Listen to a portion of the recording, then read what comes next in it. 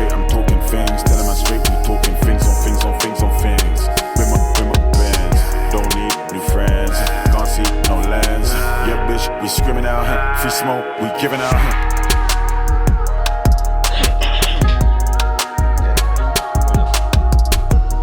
Yes, people, welcome to another episode of 3Smoke.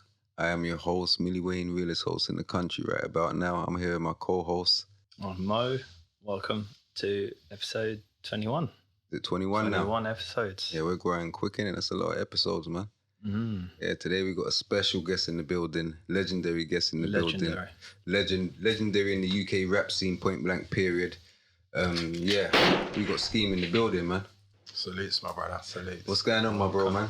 Boy, I'll be lying if I said it's been the best of weeks for me, but true, it was your thing, and it took a while for us to sort this out. I said, I'll definitely have to come down there today and bless you. I appreciate it, man. I appreciate you taking time out to come and sit down with us at 3Smoke, man. Definitely. It's love, bro, man. Definitely. So, yes, how did you get the name Skeme? Boy, I had a lot of nicknames growing up, yeah. A lot of nicknames growing up, yeah. Or could we have a few? Oh, mate. Do you know what? Yeah. Man. I had a couple too. This one started off, you know, like, I had one, I was called, I won't tell you my government, but I had one called Potts. It's something to do with my government. When we're done, I'll tell you my government, you'll understand why it was that. What else did I have? Dumb ones, man. At one point I was called... Are these ones you made up? Yeah, this is like when you was a youth. Like before you really got a nickname, like when you was making up ones, I wanted a tag. Because did you name yourself Skeme or someone else? That's a deep one. I was trying to think about that the other day. Yeah, I know that it stuck through other people. I don't think I directly named myself that, but it came from, there was a book called Subway Art that we got from the States. Yeah, big graffiti. It was mad. It was about when they used to do like the carriages in the New York subway, top to bottom, and it was all, so it was like that's in Beach Street, it was man. like a gallery, so it was like that, but a book, fully illustrated. Oh, with all graffiti and stuff like that. Yeah, I think I've seen that book. And then afterwards, I don't know if it was there was like a show or a program or something that we managed to see, because you couldn't just see hip hop things when I'm giving away my age a little bit. When I was coming through, hip hop weren't just, it was underground, you had to search for it. You had to search. So I don't know if it was Star Wars, the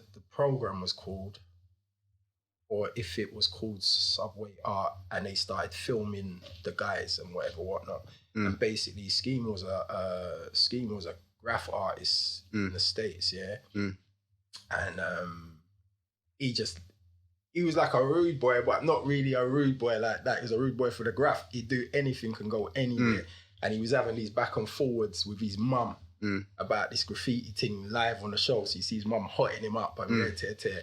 But a lot of people kind of thought I was a little bit like him. Like him. And a lot of people thought I looked a little bit like him at the time. I'm one of them dudes, people, everywhere I go, people say I look like somebody, right? So, but the thing is, I kind of like the dude. I identified that with him. So when that one kind of stuck, I like that one. You get me? You said, I'm running I like with that one. So I ran with that one. And so the spelling scheme, like where people come and, is your name Skeme? And all this like Skeme. It's an American spelling. It's not an English spelling. So that's why it's spelled like that. Yeah, no, it's the slang, innit? Yeah. So that's the story behind that name. Okay. And that one stuck. And then when I got older too, part of the reason why it stuck is when I started doing things, if you know me and how I'll put together certain things and do things, I've got schemes and plots and I'm a thinker like that kind of thing. So yeah, the names usually stick are the ones like usually due to like how your character is. Characters. yeah, and that's how it should be. Really. No, definitely. No, definitely, 1,000,000%. Yeah. So, what's your origin and birthplace? Born Lewisham Hospital. Grew up Deptford, New Cross, Borough, Lewisham. Yeah. How was it growing up in Deptford? Well, for me, I loved it. I don't know if I loved it because I come from there or because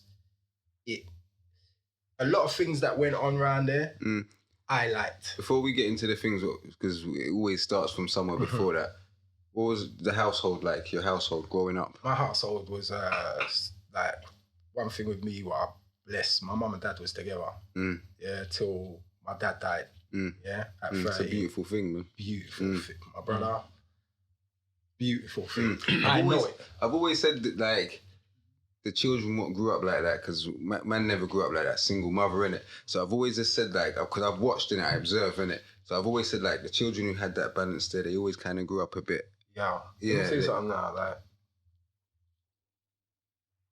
I grew up with my dad in the house till I'm 13. Yeah. And my dad was a militant.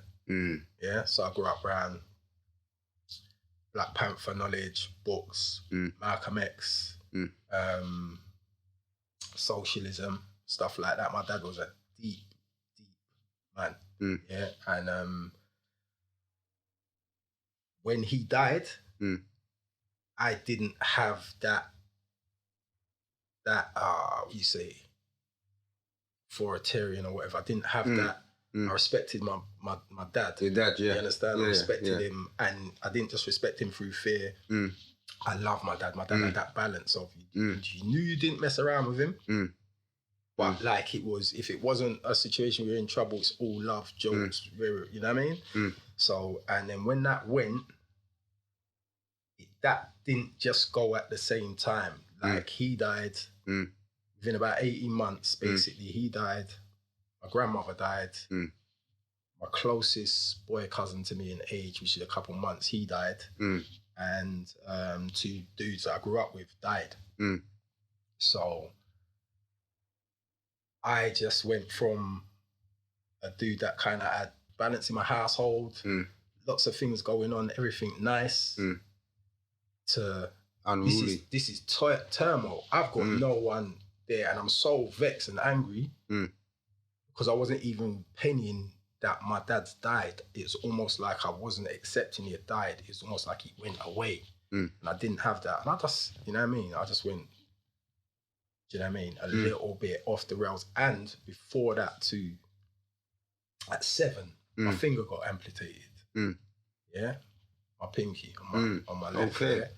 So I was sort of on a why me kind of thing. And it's my dad that got me through all of that, because I was spiraling then. And it's like my dad just thinged me back. Yeah, because I just went on I don't know, I just didn't care. I thought, why would that happen to me? That's all because I'm a thinker, and I've always been like that from I'm young. So I would drive myself mad with certain things, and I couldn't get no logic or reason out of it. So it was sort of like, see, when I go back to primary, anyone tells me anything, because kids are, of course, kids are, you ain't got no finger. Kids ain't got no kind of thing. Anyone who sees it saying something. Do you understand? 1,000,000%. So from then, I was smacking up people. Where's this, primary or secondary? School. Primary. This primary school, I was 7. So I'd already gone through a little thing, and then my dad had drapes me back. Yeah. Got to 13, bam, that happened. Yeah, I was in a spin from then, in the house. Everything kind of changed. So I'd say I grew up in a household with parents, and then I went to a single parent household with just my mum and me and my big brother, and I wanted everything what everyone else had. See what I'm saying? And obviously, you know what I mean? And now you're going secondary school now as well, innit? So how was that, going secondary school with all that turmoil? It happened in secondary school. Yeah. When my dad died. What one did you actually go to? I went to a school called Roger Manwood. Okay. And then, long story short, I ended up in a school called Brockley County, and I ended up in Crofton. So basically, no one around me had any death. Maybe their dog, goldfish, whatever. I had a lot of serious death around me. Yeah. Early. So I was thinking somewhere else, and I was not ever thinking I was gonna live long. I didn't think I had good luck. Thing happened with my finger. Boom, boom, boom. And then part of the reason why I went to the school where I went to was because of a guy that used to go to my primary school called Terry James. Yeah, he was older for us. Yeah, Okay. Terry James is a legend, fam. Yeah, Terry got killed at 18. Yeah, by I ain't gonna get into it. Yeah, no, of course not. It's deep, and you know what I mean. We're still healing with people in the community, and that. Of course, yeah. But TJ was a legend, and I looked up to him. You understand? And then the day he got killed at the end of my road. My road's like Frontline. I come from a place called Childer Street in Deptford. And back in them days, everyone know Childer Street had the centre down the end, and when we had Arklow Road right on the corner, which is the West Indian Centre, and it was like a Frontline. Frontline, yeah. It's like 3 Frontlines. That was one of them days there. That was the Frontline. So you see that, and Childer Street had like a dance hall. There was like a community centre. Come weekend, it's dance hall and all that. So top sounds from yards coming there, and top DJs from early out. Like, bro, you could literally be in my house with windows open at a certain time. And like from when music and that music's been vibrating around me, even if you wasn't there, because you could have your windows open and hear what. You're walking into the questions nicely, because that was my next one. What was your musical inspiration and influence and all those stuff? And then you just walked into it like, yeah. That's what I said about the coming from that area. I don't know whether it's what the area had to offer. Me seeing it, I grew into it and liked it. But I just do feel if I was a youth, not from that area, I feel like me growing up, if I didn't grow up in Deptford or Brixton or Tottenham or Harlesden, right? I feel like if I grew up outside of maybe those kind of areas, maybe Hackney, Dawson, I'll count that as the same thing. Yeah. Because they are the real pockets to me of the black community in London. In London. Yeah, definitely, 1,000,000%. Right? You go Brixton, back in the days before the gentrification, you knew you was in a black community. Definitely, facts. Proper black community. Yeah, no, definitely facts. Right? Harlesden, same thing. Same thing, definitely, 1,000,000%. Definitely. So certain places, So for me now, growing up, so I feel like as a black youth, if I did not, growing up born when I was born, in the times that I was born, sound system doing it and certain things doing it, right? If I did not come from one of them areas, I believe I would have gravitated to one of them areas because it would have been so exciting for me. But I just ended up growing up in one of them places. One of the roles where everything. So when people say to me about music and when did you start rapping and stuff like that, it's like, okay, really? I held the mic on sounds like Saxon and Spectre when I was in primary school. Because at the end of my road too is a park where they used to call the new park, Skateland. Sounds like Itris used to play there from Brixton. Saxon, Far Eye from the Ghetto. And I got to shout out Far Eye because that's one of the prettiest sounds you ever see in your life. The dread sound was immaculate. You're overstanding. He's from the ends too, yeah? So I'm eating my dinner. Was it a light skin dread? Yes. Yeah, I know you. Big Far Eye. You know Far Eye. I'm not going to get deep in it. You know Far Eye. Yeah. And from that smile on your face, you definitely know. And your dad knows it. Yeah. So those influences was at the end of my road. I'm eating dinner on a Sunday. The music's echoing off the blocks. I just can't wait to get my dinner down me because I'm going to Skateland on my skates. Yeah. You say you had roller skates? Yeah, come on, bro. We were skaters. Most of the youths from my ends. You was, because my big bro was as well. That's what they used to do, is your generation. Yeah. Most of the youths from my skating ends and all these sort of things. You lot done different things still. But they even had like that's it. roller hockey teams and stuff like that. Did you ever skate in Street Man String and that? Yeah, you mad? Come on, ice skate, roller skate. Yeah, man, all of that. We used to, bro, that's when we really started making little money, doing little things on the ends and that, getting like, I'm talking about chump change, right? And we're young and we've got a couple girls around us, nice girls and all that. Yeah, we're cutting them times there, going Streatham, and going ice skating and all them things on dates. And our first, like, you know what I mean? When you got 4 men and 4 chicks. Yeah, no, the ice ring was big back in the day, man. It definitely was. They all had a team, Streatham Redskins or something like that. Yeah, they had a team, man. Redskins was big. This is what I'm trying to say. The roller hockey thing, and the ice hockey thing in London was big. Them things are kind of down. So you're coming from like that generation where you used to be on your back spin training and all them sort of things. You know, the maddest thing is,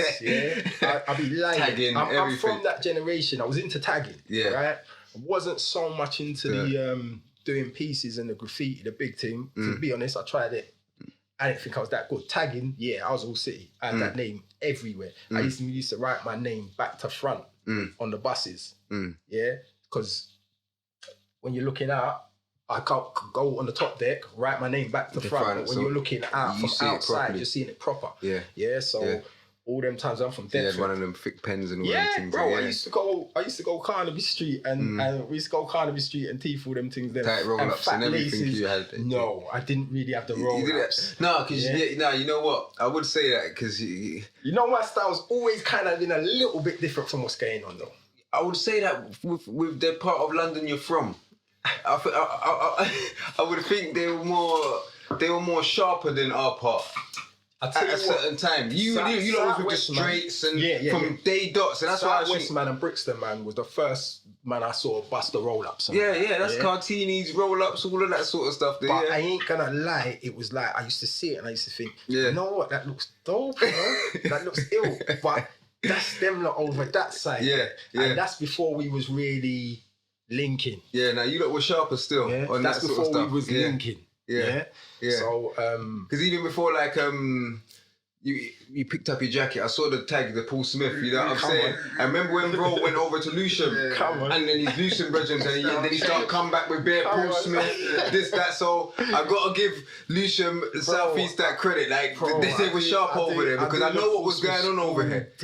It's even like me and P was talking, and me and P was PCs. You know what I'm saying? The Patrick Cox. Of course. Me and P brought up something to me the other day, and he was like, "Come, me and P are like, we're bona fide brethren. We'll walk to the end of the earth together. That's nice. Because I know what he is. I know what he is in all situations, innit? And but you see, me and him, we're very much the same, but we're totally different in certain ways.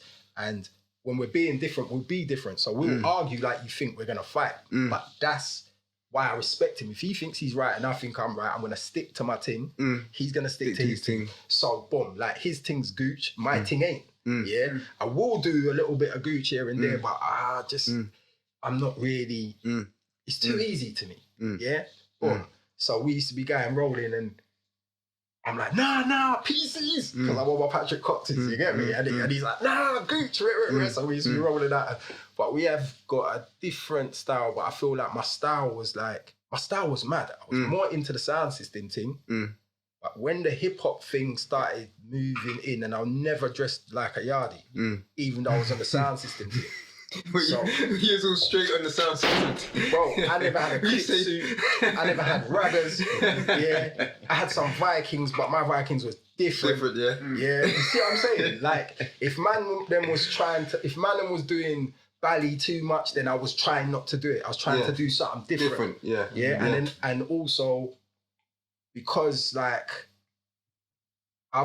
remember the Deptford, like, because you got Deptford, so I say Deptford / New Cross, and it's mad because New Cross is more, it's more the Jamaican yardie. You've got the ragger and the click suit over there, So, but I'm there too, innit? I'm with this. Boom. But I'm Deptford, and Deptford, we got a lot of bad boy white boys in Deptford. That's what I was about to say. That's what made me why you guys dress like that, because we grow with some bad boy white boys in Deptford. From like certain respected white crime families that have been there from when. So a lot of the man them like with me on my side, we're on that, but I can flip into a Cockney in a minute and be headbutting you. Back in the days, right? So also, it kind of goes with that kind of Stone Island a little bit. I suppose maybe that's where I get that from, because I'm a mad, I don't care what anyone wants to say, I still love the Stonies. He's the same way kind of thing. So I was always had that. You are like some football hooligans, man. That's football hooligan way. It's nuts, you know, because I go football in it. Right? But I go football in a different way. You sport mule? No. Like, I'm from Deptford, New Cross. So the first place I ever went football was Millwall. Yeah. Millwall. How was it growing up around all that? Because I had a brother who used to live right next to there. He used to live right next to it, innit? Right, Millwall was scary, man. Millwall was scary when you was a youth. Remember, Millwall is an East London club, you know. It's not a South East London club, all right? It's from like Shadwell or somewhere like that originally. It came over. Oh, yeah. So a lot of the man them who go to that football ground, are not from New Cross and Deptford. Okay. They're from over the water, and then also Woolwich, Thamesmead, and all of these kind of places. None of these places, they don't have a football club, and they're in South London. They migrate to the nearest kind of thing, so you'll find a lot of them man there, Charlton and Millwall. But then if you're one of them kind of dudes and you like a tear up, you're gonna support Millwall because Millwall ain't never been really rated for the football, but they have been like probably the number one firm for the in the country when you're thinking. But the old ground was so ramshackle and broke down. You could go up on this place called Beggars Hill near Lovelinch Estate, and you could basically watch the football. Sometimes you could climb into the ground and all that. So it was like at one point when I was growing up, Millwall was in the first division. So you're getting to see Liverpool come down. I'm a Liverpool fan. It's my team, yeah, of course. Anytime Liverpool from I'm young, if they're in London, I'm trying to see these people. I'm trying to see them. I'm like, it's a madness round there, but I'm going round there to see John Barnes flying down the wing. You could do the same at Palace at one point. You could stand at the sides and look through and all that sort of stuff there. Yeah. So that was my thing, but going round Millwall at that point when football was on, and because football is still, I don't care what no one says, football's still a racist environment. So you go football, 1,000,000%. You go football in Stone Island, not a football kit. Yeah, people think you're on stuff. They think you're on stuff. They think you're whatever firm you're with. They think you're on it. Yeah, they think you're one of them casuals and all that. So a lot of the time I'll go football and I'll end up getting into, but I'm not into it. But I'll just tell them like, yo, bruv, listen, just keep moving. I come to watch the game. Like what I wear is what I wear, innit? Like, so, but yeah, I've got a lot of elements, but yeah, it's funny though to see someone. But I know that you've got links in the thing. I know you know enough man from over that side, but to see other people recognizing the subtle difference, because people just see all black youths as one, innit? But we all got our subtle differences and different things. But I've gone off. And you gave me shamps now, so let's talk. No, you just about growing up around Millwall. So, what about them? Any racist stories or anything like that? Did you? Was it trouble for you growing up? Did they run you down or? Yeah, we got certain. We used to go like, do you know Peeps Estate? Heard of it. All right, so like I said, you've got Deptford New Cross, and then there's a road called Creek Road. Comes off of Deptford High Street, yeah? And one side of Creek Road is both Deptford, but one side of Creek Road was kind of like, when we was growing up, black people weren't really housed over that side. It was like this side of the road and in all the way into New Cross, but that side of the road, Peeps Estate is one of the biggest estates in I think in London. It's definitely one of the biggest ones in like Deptford, New Cross, that area. And that was like a racist estate. Yeah. So we used to have a brethren named Alvin, goes to our primary school, and he lives over there in one of the things. So sometimes we'll go over there, but we're walking back from school and all them ones there and things there. A couple of times like got run out of the estate, we got run off the estate, but it was never with people our age group. It's always the big men jumping out of things and then bro, you shook. You shook. You had to, you know what I mean? You had to take, but to take yourself away. But then when we got a little older, there was a couple of girls over there. There's a couple of like black girl and mixed race girls over there. And like, bro, I don't care if you was living in the Gaza Strip. If there was a girl there, the little team I was with, we're going. Don't care what's gonna happen. We're going, right? So. And by that time, there was a youth over there, a black youth over there, I can't remember his real name, called Popeye. And anyone from Deptford and anyone from over there, them times there, knows who Popeye is. And he's a black youth. And he basically, I don't even know if Popeye was always over there or what. All I know is that dude emerged at some point and he was the best fighter on that estate, and he ended up fucking up a lot of people on that estate, and it got a little bit easier, and he was definitely well respected. You understand? I even see him in one. I couldn't believe that man is still alive. I see him in one rave one time, and I didn't think that man thought anyone knows them. I pulled him up. I said, "Bruv, you know what you you was there in them times. There was a man there." So anyway, so you know what I mean. Got our bravery up. Gone over there to check the girls and that. But on the way back one day, some dude started trying to do this run us down nigga thing. Remember? And I was running. I said, I ain't running no more. Got from there to Deptford Park. I said, fuck, I ain't running no more. Are you mad? Turned around, stopped. The man them turned around and stopped. Fronting them up and all that. I never ever got one more incident on that thing because we just fronted them up like what? And it was coming like, because we wasn't running no more. The game was up, you understand? It was up, it was just up and then, But there was, over that side. A lot of youngers don't know the struggles like some of the olders went through, like so that man's even walking the streets going on thinking that you're bad now on, you know what I'm saying, the struggles, because there would have been a time you couldn't even have done that. If certain people didn't pave the way for you to do this sort of stuff, do you know what I'm saying? Listen, I'm going to shout out, just because we're on that, I'm going to shout out the Wright brothers. Yeah, the Wright brothers, big men them for me, soldiers, warrior. Yeah, shout them out, Dobson, man. Yeah. Them man there, I tell their sons when I see them, like, dads are legends. Because New Cross, you got Lewisham, you got Catford, anywhere beyond that before a certain time, yo, you're going. That's not our place. Nah, it's weird around there. You're going out now. You know what I'm saying? You're going out. Like you go like up Shooters Hill or something, and you start going Eltham and all them things. So you better be careful, bro. And see them dudes round there. Remember the whole Stephen Lawrence thing and all that. So we're not just. The man was taking lives and doing all sorts of madness, right?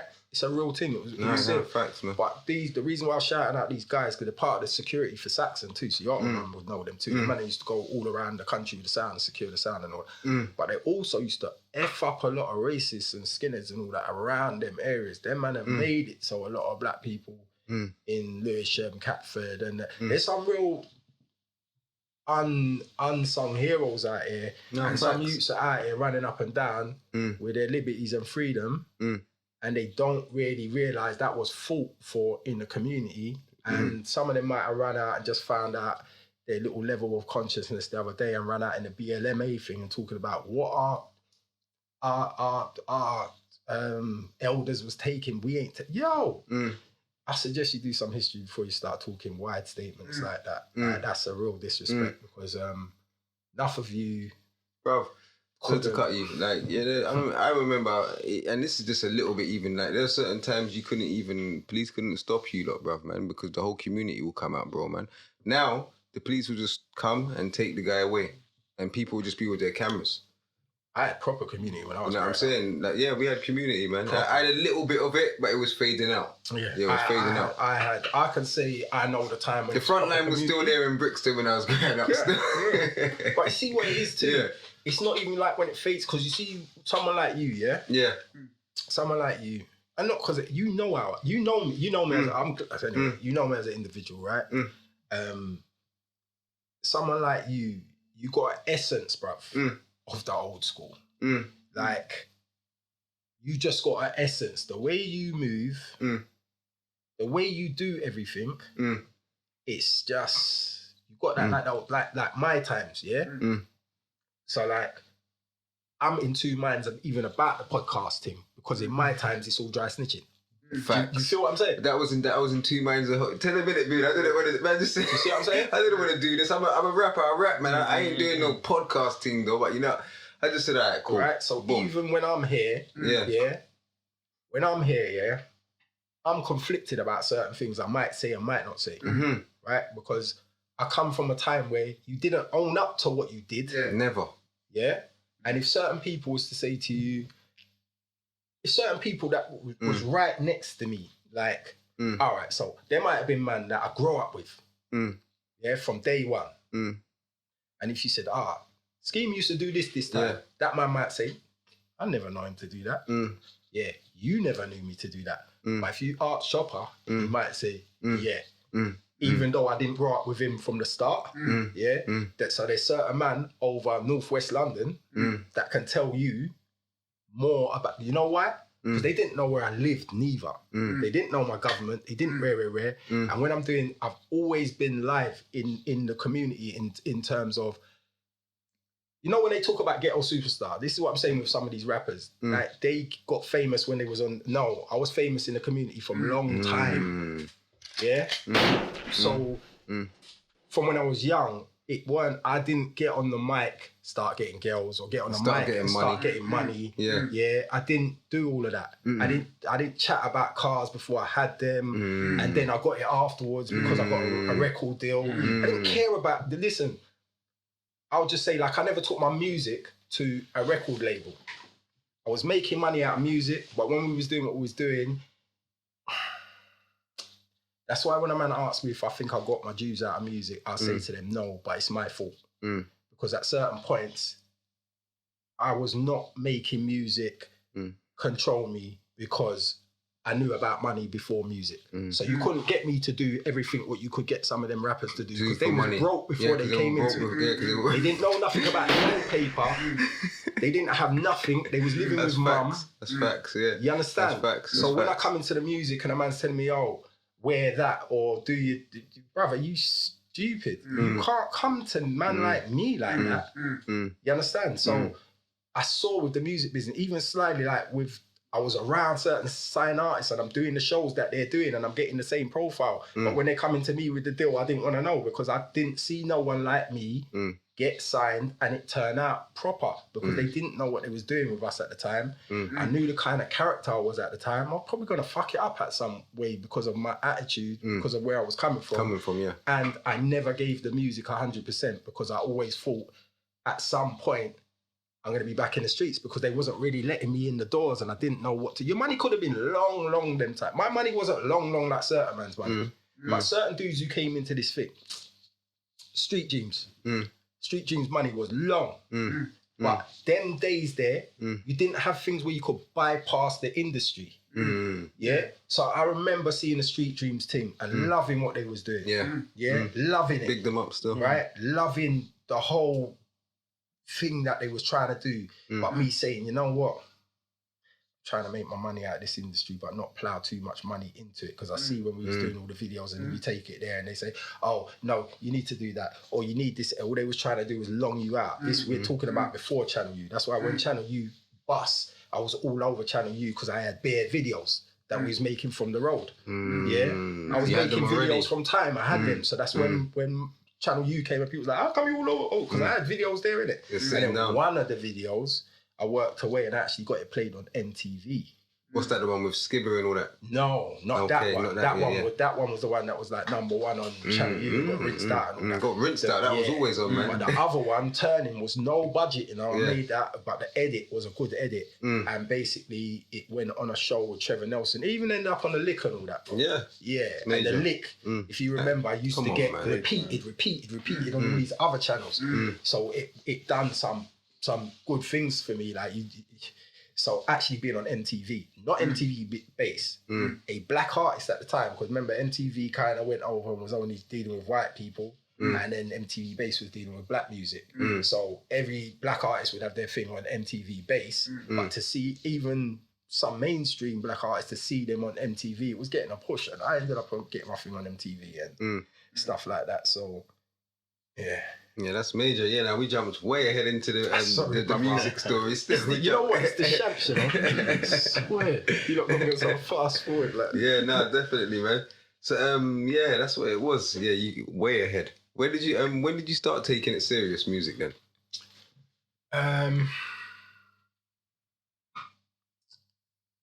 Bro, I don't know if I ever did in a certain way. Yeah. Like. No, alright, not like that. Let me put the question a different. Like, when did you say, like, alright, I'm gonna start? I'm a rapper. This is what I want to do. It would have probably been about 97. It probably would have been that, because I started doing the videos and I realised to myself, like, I've known in it, but put your face on one of these things and you're still in the street.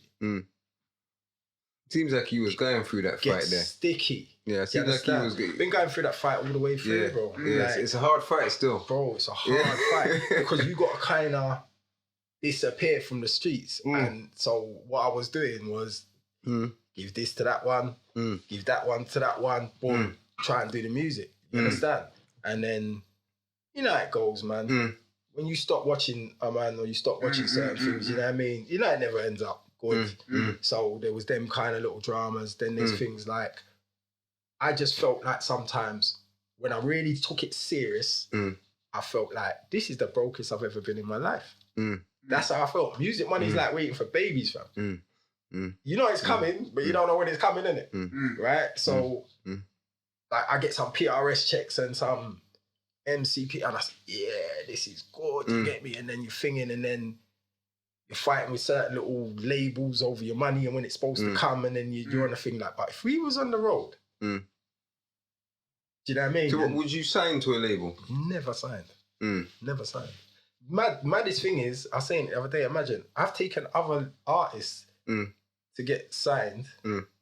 I've never taken my own music. I've sat down you know what it was? Is I never went to them because I thought if you go into them, you're going to get the bitch still because you're going and begging.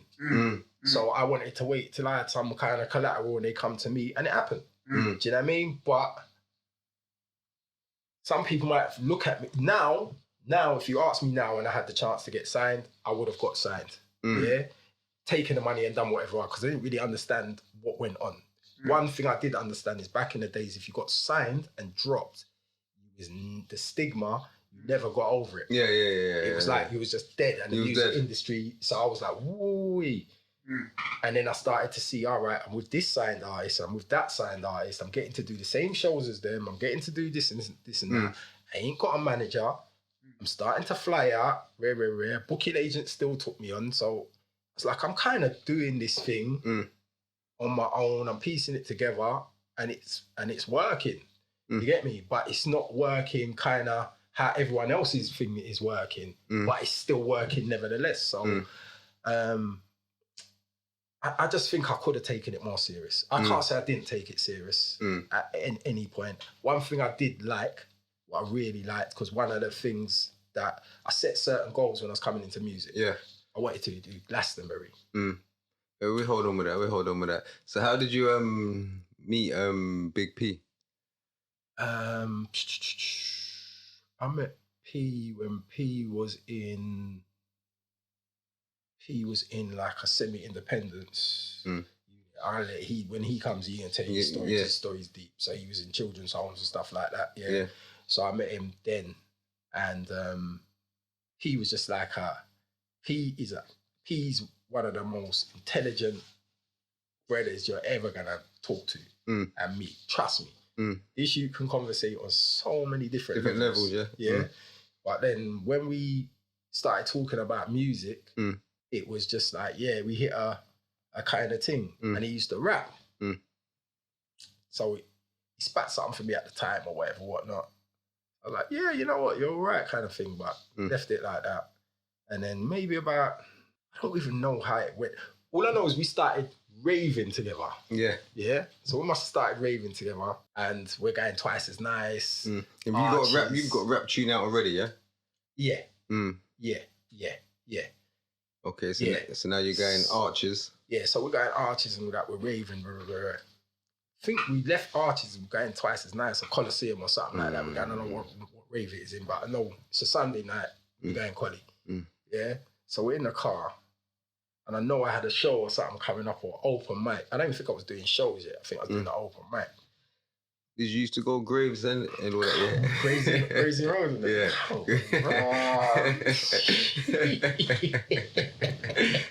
I've been there a couple of times still. You was out early. Yeah, no, I was. You was way too early, man. That's why I don't even really rave now. Only certain places will get me. Yeah. You was out early, definitely. So like, we're rolling over there and I'm saying to him, you still rapping? He said to me, yeah. I said, bruv, spit for me now. Like he's saying whatever he's saying in the car, he's in the passenger seat. Like, bruv, stop you. Like, spit for me now, innit? Like, let me hear a bar. So, bam. Spat a bar. Looking at this shit, I'm saying. Like, that's fire. I'm probably like, are you? So I said to him, bro, let me tell you something now. I've got a show on Rare Tear Tear. I don't care what you say. You better be ready because I'm putting you on that show. You're coming on that show. Yeah? So that's what I'm trying to say to you. With the whole thing, even with P and the rapping thing, why you might not hear P certain times is my fault because he didn't gravitate to the music. I pushed him to the music and I was always bringing him. And that's his journey into music. You understand? So by the time he's really started doing this thing and contributing, I'm already getting paid for doing this thing. And one thing with me, because we was always doing whatever we was doing and wasn't really at that time really doing music, you know, for the money and the rest of it, I said, whoever's on the journey with me and my thing, I don't care how much of a part they play, from their playing a part, we're divvying up the money equal. I don't care if I'm doing most of the set, Rare Tear Tear, boom, boom, boom. I'm going to make them know when it comes to money and all that in this music thing. Because I saw too much people, as soon as they're even thinking about deals and that, it all goes left, it goes right, mad because of the money. So I said, that's what I was doing. But then I made the people around me lazy because they wasn't as hungry as me because they didn't have to come through and do the thing. They came into it thinking that's how it is when that's not how it is. You normally work to that level. So yeah, I made him a bit lazy. It's my fault when I say certain things. But for me, he's one of the best rappers ever out of this country. Out of the UK. Now you lot were dope. You lot were definitely dope. Dope. And what did you do? What was the first mixtape you lot done again together? I think the first mixtape we was on was one of them Corey Johnson ones, you know? Yeah. I think... the Defenders ones? I think that might... No. Was that the first mix? No, that couldn't have been the first mixtape. No, I'm on about you lot. Sterling's the Currency. Yeah, Sterling's the Currency. That's what it's called. I think I got it written down. No, we done 2 mixtapes. We got one with no, actually, we got one with Estelle. I can't remember what that's called. Yeah, you got one with Estelle. You have, yeah. Yeah. Sterling's the Currency. And then there was one with us, Sub-Zero, and... Sub-Zero, yeah. And 12 Stone and from over Hackney. When we was going on the tour, there's sort of like a mix thing where we all went on each other's kind of instrumentals and done different things. So yeah. And how was the music doing those times? Was it getting around like nationally or even worldwide? You know what the maddest thing is, right? Remember like Dark and Cold? Yes, definitely. Dark and Cold, going on Dark and Cold Volume 2. Yeah, doing the freestyle on Dark and Cold Volume 2. Yeah. Is that when you're in burgundy jacket? A bus in your place with coke shot, chipping off a mouldy kid.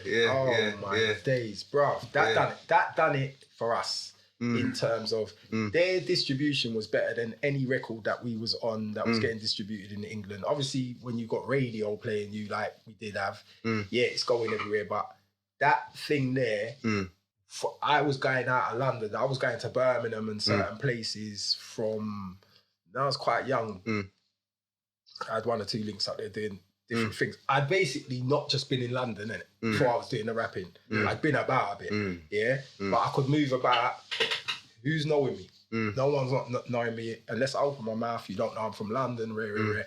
See, after the Dark and Cold Volume 2, it was a rap. It was a rap. I couldn't go nowhere in England and not get recognised. And that's when I realised that was video. The videotape. Yes, I said the big videotape. I said cassette tape. Videotape. When I went anywhere after that, I had a few excursions out of London, and then I realised, bro, you're known all in London. Your face, definitely. Before even TV and that, you kind of you would have a baked face in your generation because I'm going to everything. In my generation, when I'm a youth, if the thing's in you call it Hammersmith, I'm there. If the thing's in Brixton, I'm there. Yeah, that's how if the thing's in rare, I'm there. I'm a ghetto youth. Yeah. Ghetto and Brixton never really used to get on like that, yeah? Bro, I used to go Dick Shepherd's youth centre. Yeah, I used to go to the school. Right, I used to go Dick Shepherd's youth centre. Yeah, and a lot of people used to go there. 3D.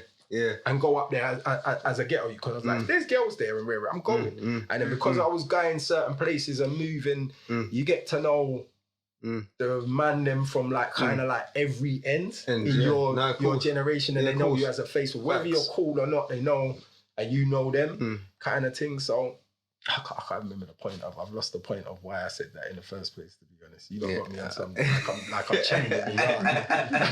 You don't got me comfortable like I'm chatting in the house, bro. Like I'm getting excited too and saying too much. Yeah, no, I can't even remember the point myself.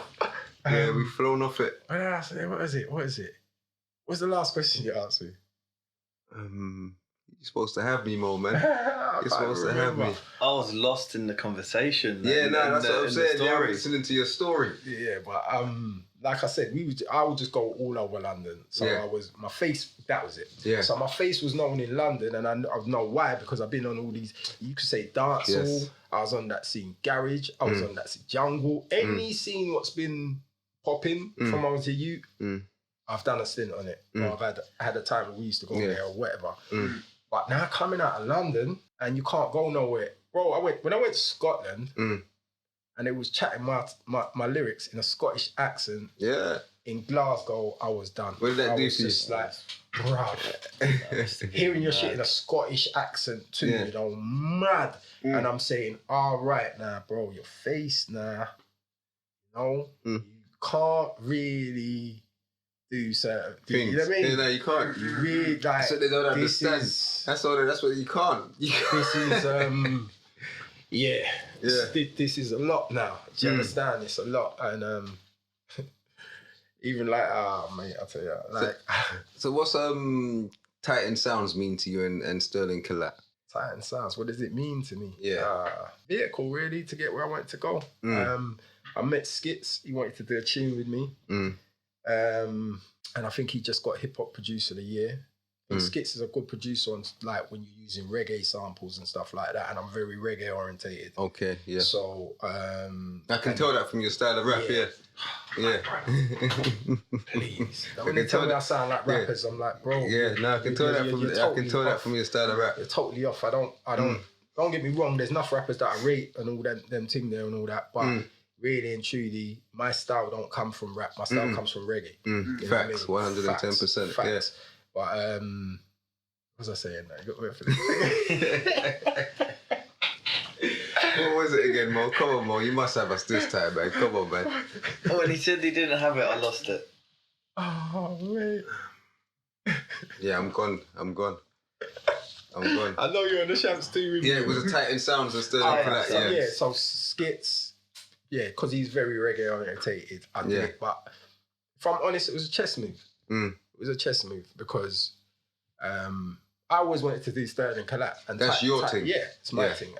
And Titan ain't Sterling Collat. So any labels I was bouncing around on or whatnot, I'm trying to learn, see, observe and all of that stuff, So Skits, the reggae thing, first thing that proper release I had, that was, I think it was 2000, 2001. So that was the first proper release. The one before was like an underground thing, whatnot. What's these singles? Yeah, this was a single, a double A-side single. And basically it was called UK Bubblers, and on the other side it was called Turning. UK Bubblers featuring Rodney P. Right? Which was, Rodney's the big man in the game. So like I said, chess moves. They're getting in all the publications, everything they do, people think anything Skits does, it's just, do you know what I mean? So put them on, do the tune with them, put Rodney on it. I knew what was going to happen. All they're going to do is talk about them, but when they talk about them, you've got to talk about the tune and listen to the tune. So, but like I said, it was a double A-side. So the other tune was like a conscious tune called Turning, Just Me. With a sample, turning and turning. I got a video for it, right? So that was one of the first videos. So everyone was saying, why didn't you make the video for UK Bubblers? Rodney P on it and rare. And I was like, that's why I didn't do an A or a B side. I said, when they start playing the Rodney one, that's the one they're going to go to. But when they start listening to the other side, they're going to realize lyrically, the other side is way deeper. It's a way more, put it this way, that's one of my biggest tunes. And UK Bubblers ain't as big as that in my catalogue or when people talk about my thing. So I made the video for that. And that's the one that went on MTV and Rare Tear Tear. So it was like more like a chess move to get them. When you're tired of that, you're going to start listening to this and then you're going to see another thing. Because one thing with me, like, see that with you when you say like 57th was more the hip hop and you wanted to hear, right? So I always had both in my thing. Like I do, because to me, I'm a good rapper. Yeah. And I think this thing's got twisted. Nah, it's like you have to be a bad boy, not a good rapper. Do you see what I'm saying? Like when I'm listening to certain man now, they ain't got no skills. They're real youths, and the skill thing seems to have gone. So I was always like, if you like me because you know where I come from, even though I never used to talk about that all the time in my music. Because I'm doing music now. I'm not trying to, you know what I mean?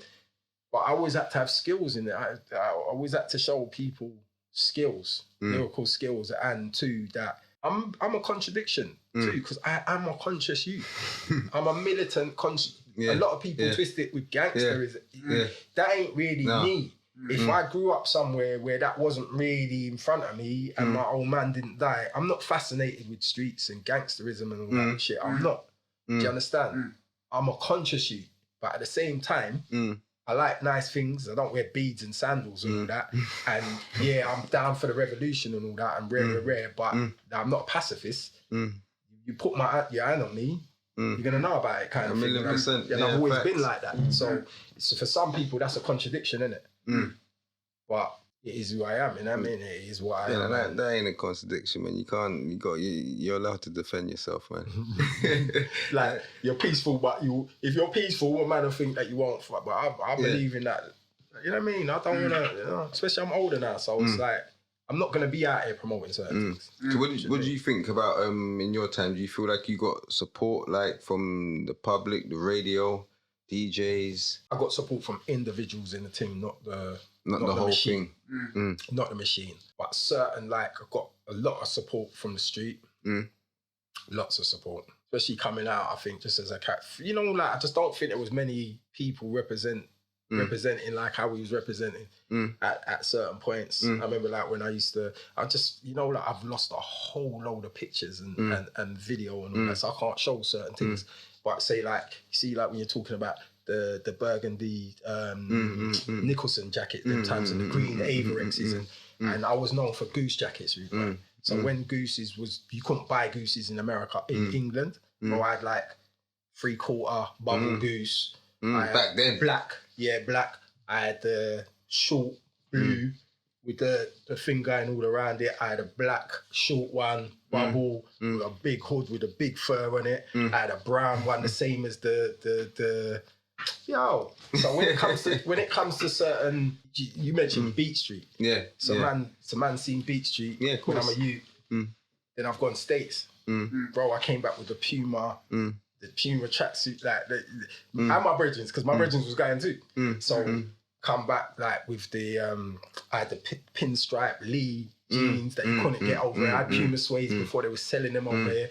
So there was a certain... What's that Lee, like Lee? Those Yeah. So when I come back, it was like we was a little bit of hip hop in England, kind of. We had a different kind of swagger, like always had a different, like, you know, they weren't what you call it, internet them times. They weren't no going on those sites from America and getting stuff. So you had to wait till it was coming if it weren't coming. So a lot of people from them days remember me from a thing of trend setting, fashion point, trend setting. So when certain man say, a lot of man from my ends, which, you know what, I have to big them up because I've never said it before. A lot of people from my ends do, when they see me, they're a legend. I'm still living, bruv. Most man don't get that tag when it.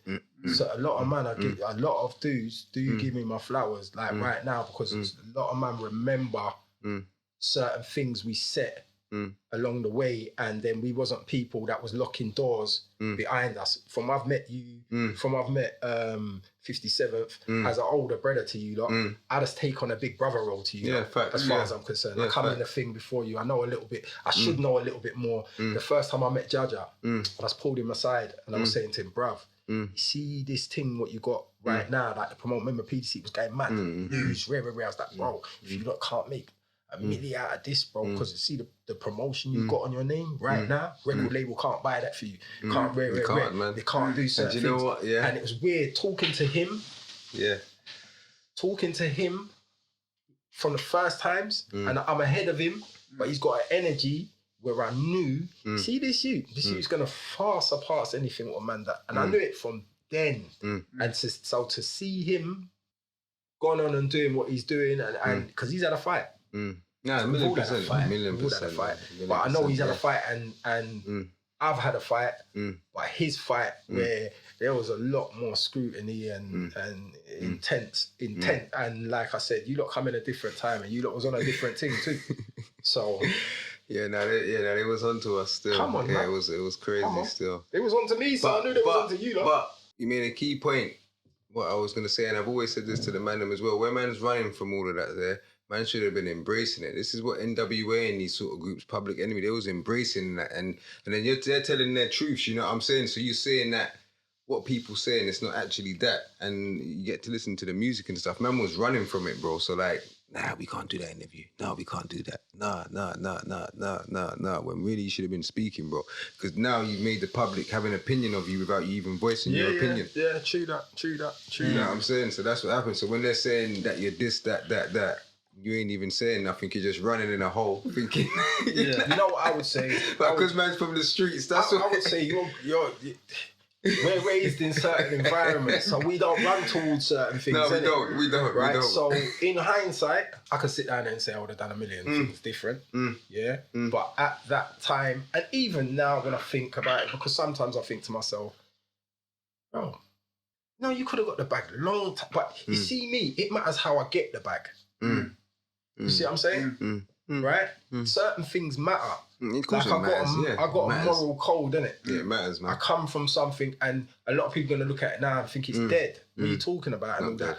But the thing is, yes, certain people are doing their thing now and rare tear, but I've had a long run from here to now. Yeah, I'm still here, got my faculties, I'm still doing good. And for me... Still look youthful and young. Thank you. Thank God, you know what I'm saying? And my journey ain't done yet, right? So that's how I see things. When people want to always talk to me about back in the past, I'm like, you know what comes to mind? You remember the... is it Beanie? I think it's Beanie. Stop... If don't know the past, stop remember when man I ride off. Every time when people want to just talk to me about back in the past, I'm like, Bridget, maybe your best days and everything, you're going to done all your highlights. I had hella highlights from back then. Enough. But there's still more to come. I still got... You see there's me still out. more to come. You know what I mean? You know I ain't... You know what I mean? But ain't done. There's still more to come. You're not dead, like. You know, you just started the podcast. Probably how much... You've done Holy Pudding. I'm going to end up interviewing you. You've done Holy Puddings out here. How old is the podcast? How old is it? About 2 months. 2 months. 3 months now. 3 months now. 4 months. Right, so 3 months. So I was watching it. Obviously, I knew from the start. So I've been watching and all that. When we was in the room, just me and him, and I'm saying to him like, yeah, your numbers are shooting up. Right? Yeah, it's going up still. Yeah, it's going up. Certain things and all that. I'm saying, yeah, your numbers are... So this might be the biggest thing that you do. It might not be. You might even go on and surpass this. But a lot of people's going to be thinking it was SMS. The rap thing from back, and that's the only... That's not the only... No, there's many things we got in the pipeline, man. So. Yeah. It's true. So what was your first studio session like? Can you remember it? Yeah. Hell yeah. You see what these youths might not remember it, but the first real studio session I done, hell yeah. Because what do you mean, big one with the real to real and all that? Yeah, all that was in there. Yeah. You know, so you couldn't mess up too much times, innit? This is what these youths don't understand. Yeah, the real to real with how much money that used to cost back in the day. So we've basically, when we was in the yard doing our thing, because I was in a, I've never said, because I missed it out on the last thing. My first rap group was called the Money Program. Money Program, I've got it written down, I forgot to. How did you get that info? How did you get that info, bro? Huh? Where you get that information? I was researching, you know, I got to do research. I'm a researcher now. The Money Program, that's from when? Primary school or That's from like early teens. That's early you see it's right here, man. But Just that's like Money Program, yeah. You know, like like basically, my mum was a worker, innit? Yeah. So in the mornings, I go to my brethren's house before school. Then I go to school with the 3 brothers. And then we come back from school, and then I basically stay with them until my mum comes and picks me up. Yeah. So basically, them 3 brothers are the group, and one next brother. But they're like, I'm like the 4th brother. You understand? Because I'm eating in their yard. I'm basically like the 4th brother. Yeah. Cause their mum's like my second mum. Yeah, she's growing me up just like my mum's growing me up. Like that. So they're the original rap group. And I forgot to say that on the podcast I'd done before. And when I saw a couple of them, I was saying, you know what, brother, I'm pissed that I didn't mention you guys. Them, I definitely mentioned that now. So no, definitely. Back to the question. What was the question again? Sorry. First studio. Yeah, first studio session. So my first studio session was with them guys where we've been doing this thing. Remember, like I'm saying, I'm holding mic from 7. Who do you think's right with me? It's them people there, innit? Watching me and whatever, whatnot. So they decided they wanted to do a little rap group. And I'll be honest, the 3 of the man them in the group was the real hip hop influences in me. Them man that was listening to hip hop before me. They was listening to hip hop when hip hop was basically called electro. Yeah. And I was in my sound system. What's that African Bombarda times and all that? Yeah.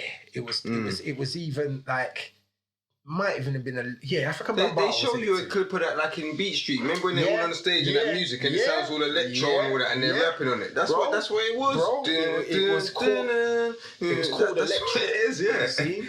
But I weren't really... Man's got on them big glasses. Yeah, I was more on upon my sound system. Yeah, of course, like, definitely them times. That's fruity. You lot are on, but I'm on my sound system team, is it? Yeah. So anyway, that's what man's got the half a top on. You know? Hip hop was fruity. You know what it is, brother? I'm telling you now.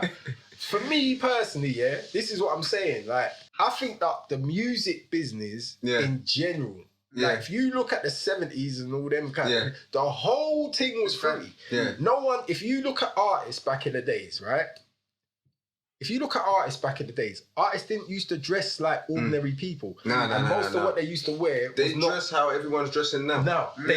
Their stuff wasn't off the peg. They were wearing costumes. That's what I would say. Yeah, they were going to perform. Of course they were. Remember Top of the Pops? I mean, they were wearing costumes and all them things there. So when you see Grandmaster Flash and the Furious 5 and them dudes, some of these dudes, remember, some of these dudes are gang, you know, from New York in their period of time. Man, Bro, but when you see the things they was wearing on stage and all them madness, things. Isn't it? I would have worn that. Yeah. I would have worn that. My whole thing of coming into the music game was a real funny one, because I weren't wearing, and remember, I'm coming from sound system thing, and remember like Sting and all them things there, and Ninja and San and all them man there. Bro, a man have come out in a full ninja costume and all them. A man have come out in some sailor Reggie.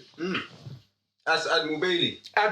Yeah. And then man again. So I'm like, I remember when I was coming like, do you know what they understand though? Do you know what they understand about the business? Entertainment side of it. They ain't playing around. Americans, Jamaicans, they ain't playing around with the entertainment side, bro. They're going full out. They're selling the show. Me personally, I was like, I ain't representing none of that. Hear what I'm representing? Us, London, straight jeans, because like one thing with me, I was always kind of like a straight jeans wearer. So when the jeans went too baggy, I was tapering them. You get me? When they got too skinny. So I'm buying sizes a bit bigger. Yeah, but cut a long story short, I had the hip hop flavor, but I had a different... The English flavor, where you're from. So when I was where you're from, sorry to cut you, that's what you was doing. You was naturally representing where you're from, because that's how we dress over here. So why is man going to have on baggy jeans and that? So that's what it was. And I think that's part of the thing what we hit when we was doing Sterling is because we done that on purpose. But that's how we dressed. But we knew people weren't dressing like that. So all these rappers and all them, they weren't wearing a Vizu and all that. When I started coming rap things, with a V, all head to toe in a Vizu. And them man there's looking like Wu-Tang and all them sort of things. Yeah, man. These rap dudes are looking at me like, you can't do that in hip. You're too shiny.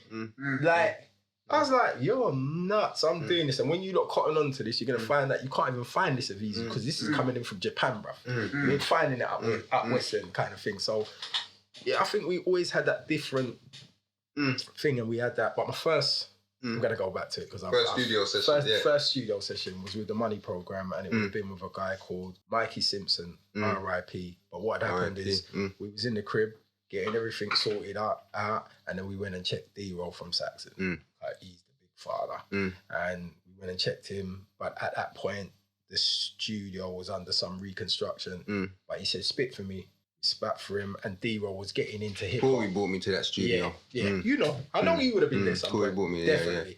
Right. So he's always, sorry to cut you again, he's always been an important, like, figure, like, pillar in the community for people to come and use the studio and stuff like that. You got to big him up, definitely. Bro, see, while I'm here, Father Dennis Roll, just giving me his props and his flowers, $1,000,000%. And Muscle Head too. Definitely, But basically, everything from our ends, musically, kind of comes through Saxon at some point.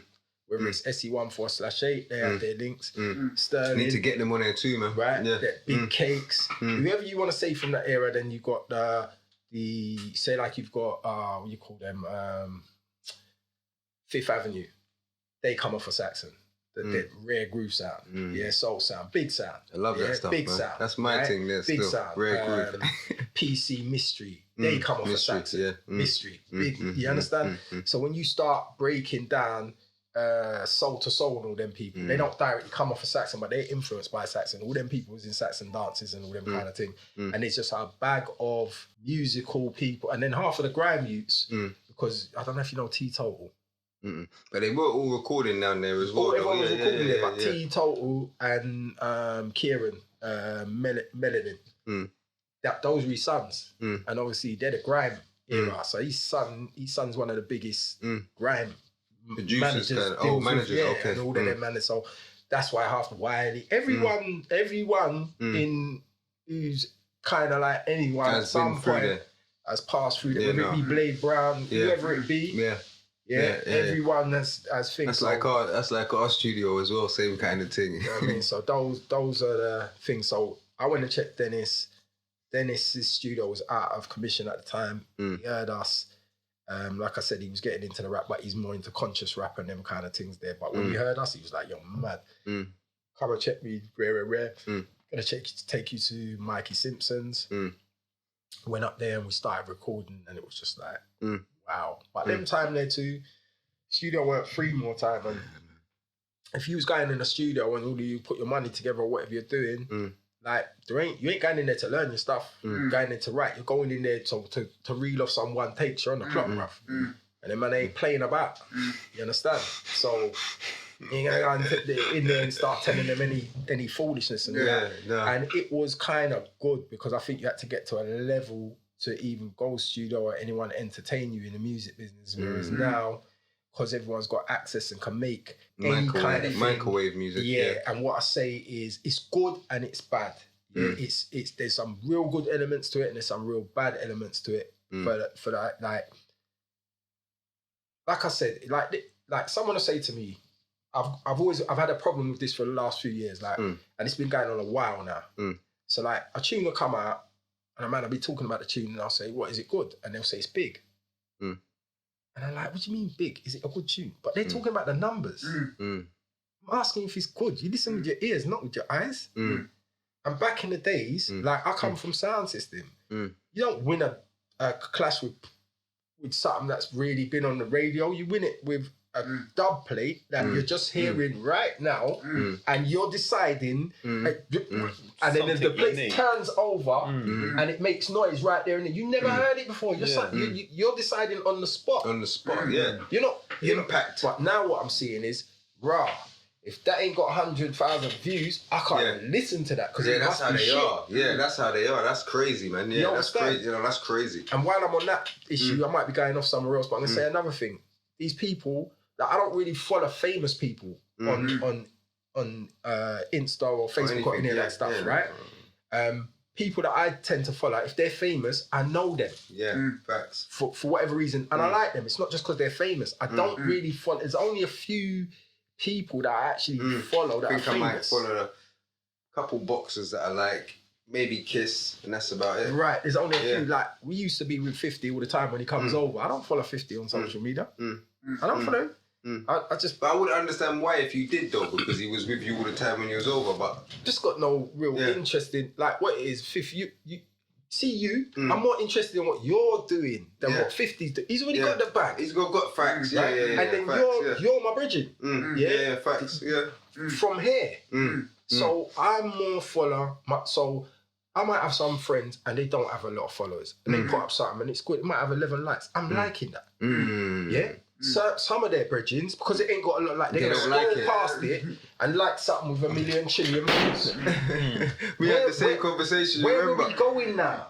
That's so what I'm saying. You don't support your brethren. As someone who's got all the support in the world, you're supporting their thing. I don't come from that era, but see what it is I don't want to come here and sound like red to the car. I'm like, each to their own, and you don't do what you're doing, and but I have to point out some certain things as an elder. Of course, definitely, yes. Yeah, like, what are you doing? How are you going to support other people before you're supporting your brethren? So before I follow someone who's already a superstar, I follow my bridging. And then I see with even this whole social media, like, I don't do it how certain people do it, right? My thing's on private. I want it on private. If I'm going to do a music thing, I might do a music thing. But a lot of the people that follow me, I know them. Yeah? And I follow them back. I support them. I know them. I think that when I did my social media, I wasn't doing it to come out and be an artist again and all that kind of thing, right? So I'm there to support people that I like that support me too. You see what I'm saying? I'm not there to come and support the whole world that's already doing all right. It's just weird. It's just weird stuff going on in the community right now. That was one of my questions for you as well. You know, what do you think of the social media era? And you just hit the nail on the head, man. I think with the social media era too, it's like, you know, I think it's the biggest cause of mental health right now. Yeah. 100%. Especially in women, young women. A lot of people got to understand, man, these people not posting their downs. Well, I was watching something, and they were saying girls, young teenagers from 13 to 16 have got 40% more suicidal tendencies than those that are just 10 years. The girls be doing some bitchy shit on there, man. Yeah. They be doing some funny stuff on there, man. Everybody wants to be Insta famous, and they don't realise 95% of those people are fake. It's deep. So as a brother who thinks deep, sees things, and always thinks, I don't generally think now I'm gonna see something and think boom, boom, boom, boom, boom, and I'm gonna take not what I read, what I'm seeing, like, because I can see it, and I'm saying, wow, are we really gonna just do this? And no one's not saying nothing about certain things. It's almost like, all right, so we've had lockdown. How long have they had us in our house? Over a year and a bit or something. Over a year, right? So in that time, what's become one of the biggest things? Deliveries, right? So Amazon and all them people, they're growing mad. And I know that because one of my brethren, I seen, it's not just a thing, you can know that without knowing it because you can see everyone's at home ordering stuff. But one of my brethren he gets contracts with Amazon. So I know how busy Amazon are right now. Yeah, I've been there when he's working, I've been there and even helped him. So I know what's going on right now. So I'm saying, all right, so you've got all of this going on. Government know that. We've been in our house how long? When we come back out, the roads are going to be full up. Like, I'd say deliveries have gone up. Like, I don't know, like maybe a 50% on whatever they were, right? Maybe 100%. Maybe 100%. Maybe more. Yeah, it's gone crazy. It's been a madness. That's what you see as an Amazon. That's all you see.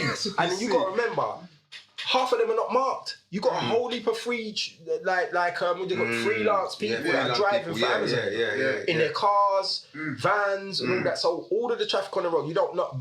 Half of that is Amazon, or maybe half more. Bro, you've taken lanes that was 3 lanes and made them into 1 lane. Yeah, we've got more bus lanes and cycle lanes. Not to mention they closed a load of roads. You've closed off all these roads. Pedestrian only. What are you? Why are you creating traffic in London? And this is what I'm saying. Londoners are not asking. They're not. Everyone's just getting on with. Are you crazy, bruv? A journey. It took me 3 hours to get out of London to hit the motorway the other day. Yeah, that's nuts. And only an hour and 15 to actually get to Nottingham. Because I was so pissed. You just blew. I just blew. And then I got a ticket. Yeah, you would have, because they got all them cameras on there, yeah. Right?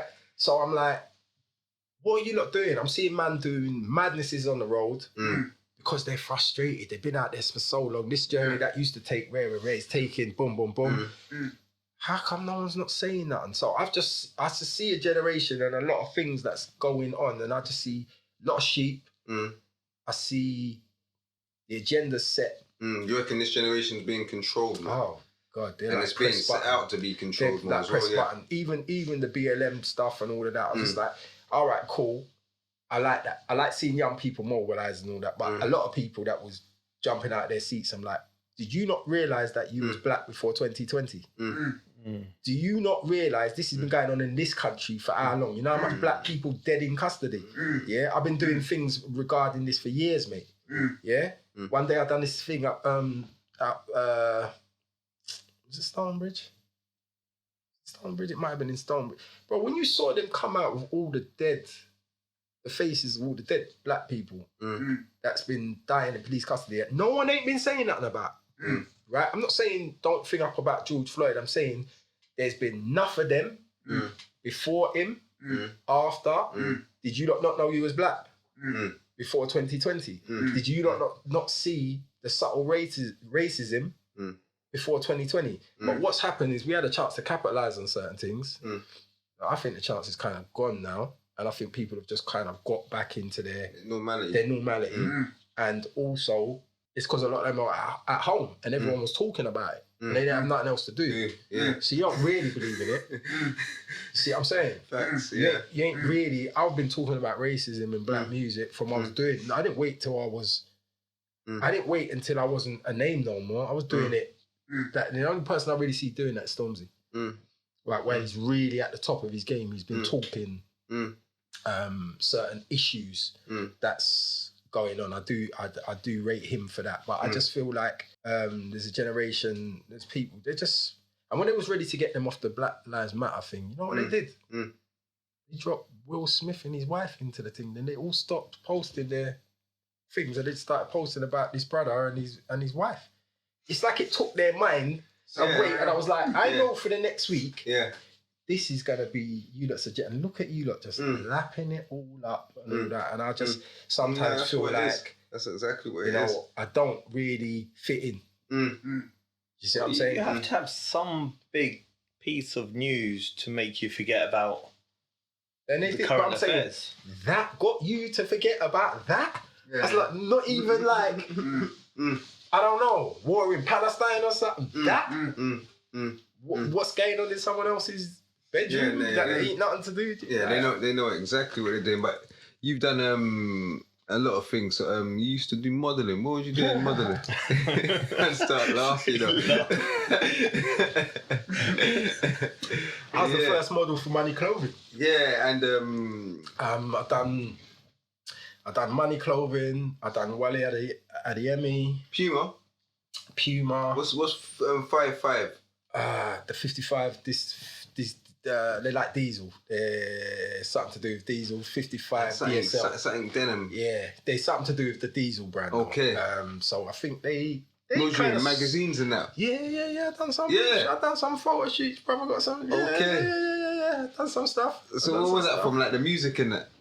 Did it stem from that, or you just put your portfolio out there? That was from music. That was from music. So they thought you was a fly artist. They must have to come. You know what? The thing is, that's what I'm saying. Like individuals in this thing, some of the individuals in this thing that I met, and I met some good people. Like I said, the industry machine was never on my. It was just like, they're too stay away. And the maddest thing is, I was saying to myself, when this was happening, I'm thinking, you don't understand what's coming after us. Yeah? It's like, you don't understand what's coming after us. So if you don't want to deal with us, I'm telling you, you're going to have to deal with some... So yeah, I did a bit of modelling, definitely did that. Enjoyed some of it too. I think even down to a point where you're saying that it's coming after us, but I think your generation they couldn't have controlled. Too much intellect, like you saying how you grew, Black Power Panther stuff. There's too much money grew like that in your generation, racism. And the racism. My generation was kind of... You know, it was more money orientated. Yeah, and that's when the lack of respect started to come into it. Disrespectful to elders and stuff. That's where it all stemmed in, and the younger ones mostly picked it up, and it's just gone wild. See, it was after my we generation. would say elders can't tell us nothing. You know, there was a lot of people who speak like that in my generation, but I didn't speak like that. You know what? With your generation and certain things, like I'll say it to my generation in things too. Like, not even my generation, but even you know, like, what would you consider yourself? Would you consider yourself when society was talking this hoodie generation? Would you consider yourself in that? Hoodie generation? Yeah. No way. No, all right. So would you say you're too old for that? Yeah, I'm too old for that. So, yeah. Because for me, I always put it down to... I'm 1980, you know? Okay, yeah. Yeah, I'm an 80s baby, like a proper 80s baby, not like 1, 2, 3, 80. For me, with that generation, right? To me, they got ostracized. They got dealt. That's the generation to me when... Oh yeah, enough man got lost in the system as well in that generation as well. That generation to me is the generation when a lot of adults, that community was breaking down. And a lot of adults, a lot of parents and that, they're only talking to their youth. Because they'd see the youths and they're almost like, nah, this hoodie generation, like, you know, they're not like us, they're not rare. So there was a breakdown. When I was growing up, anyone's mum and dad will talk to you. They see you on the block and you're doing something wrong. Yeah, that's where man's from. And furthermore, as a man's youth... from that still. Right. Yeah, man's so from that, furthermore, as a youth, because they was elders in your community, you was taking it. Them big man, they could see me doing wrong, and shot me a box. Yeah, your friends' mum might all beat you, bro. Yeah, and you know what? That was totally normal. And that was and normal. it was all right. That was normal. I think my generation was the last to get that. What are you, about 81? 2. Okay, so, and I'm saying to myself, right? I definitely come from that generation, right?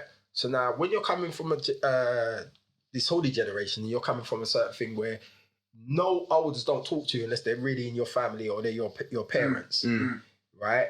And then they're dealing with you like, oh, and you can't come into the shopping centre because you got a hoodie on, and you can't come into the club and all the rest of it. Then you're forced now to go off and start your own little fuckery. Your own little thing, right?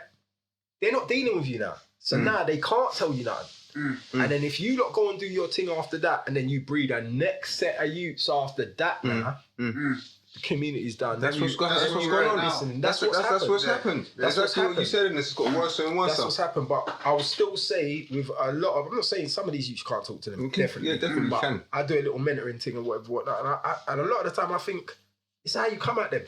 Because that as well. A lot of these youths look at me, when I'm talking to them, I'm always around youths too. So a lot of what's going on, and a lot of... I will not deep in it. You understand? When they're talking some of their thing, even I'm lost. And that's why I know I'm getting older, because I can't even work out some of their things.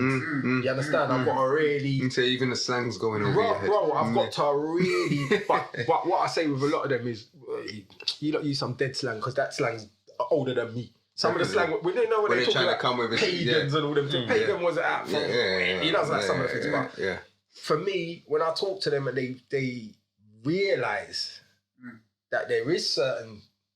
But by the way, like a lot of these youths, when you attract to, and it's like, no, big man. Like a lot, and then when they see like my social media and rare, and all they've got, some of them got, so if they're a little bit younger and maybe like a young Sprays there thing or a Blade or one of you, and then they see that you're following, and it's like, what, you know them, man? You understand? And it's just like, I do link with a lot of these youths and can talk to them on a certain level, but I know they don't buck many people of my age that's going to reason with them the way I reason with them. So there's not many. So as much as I will say certain things that's critical of this generation, because they're not getting certain teachings. When some of them do get certain teachings, they lap it up, bro.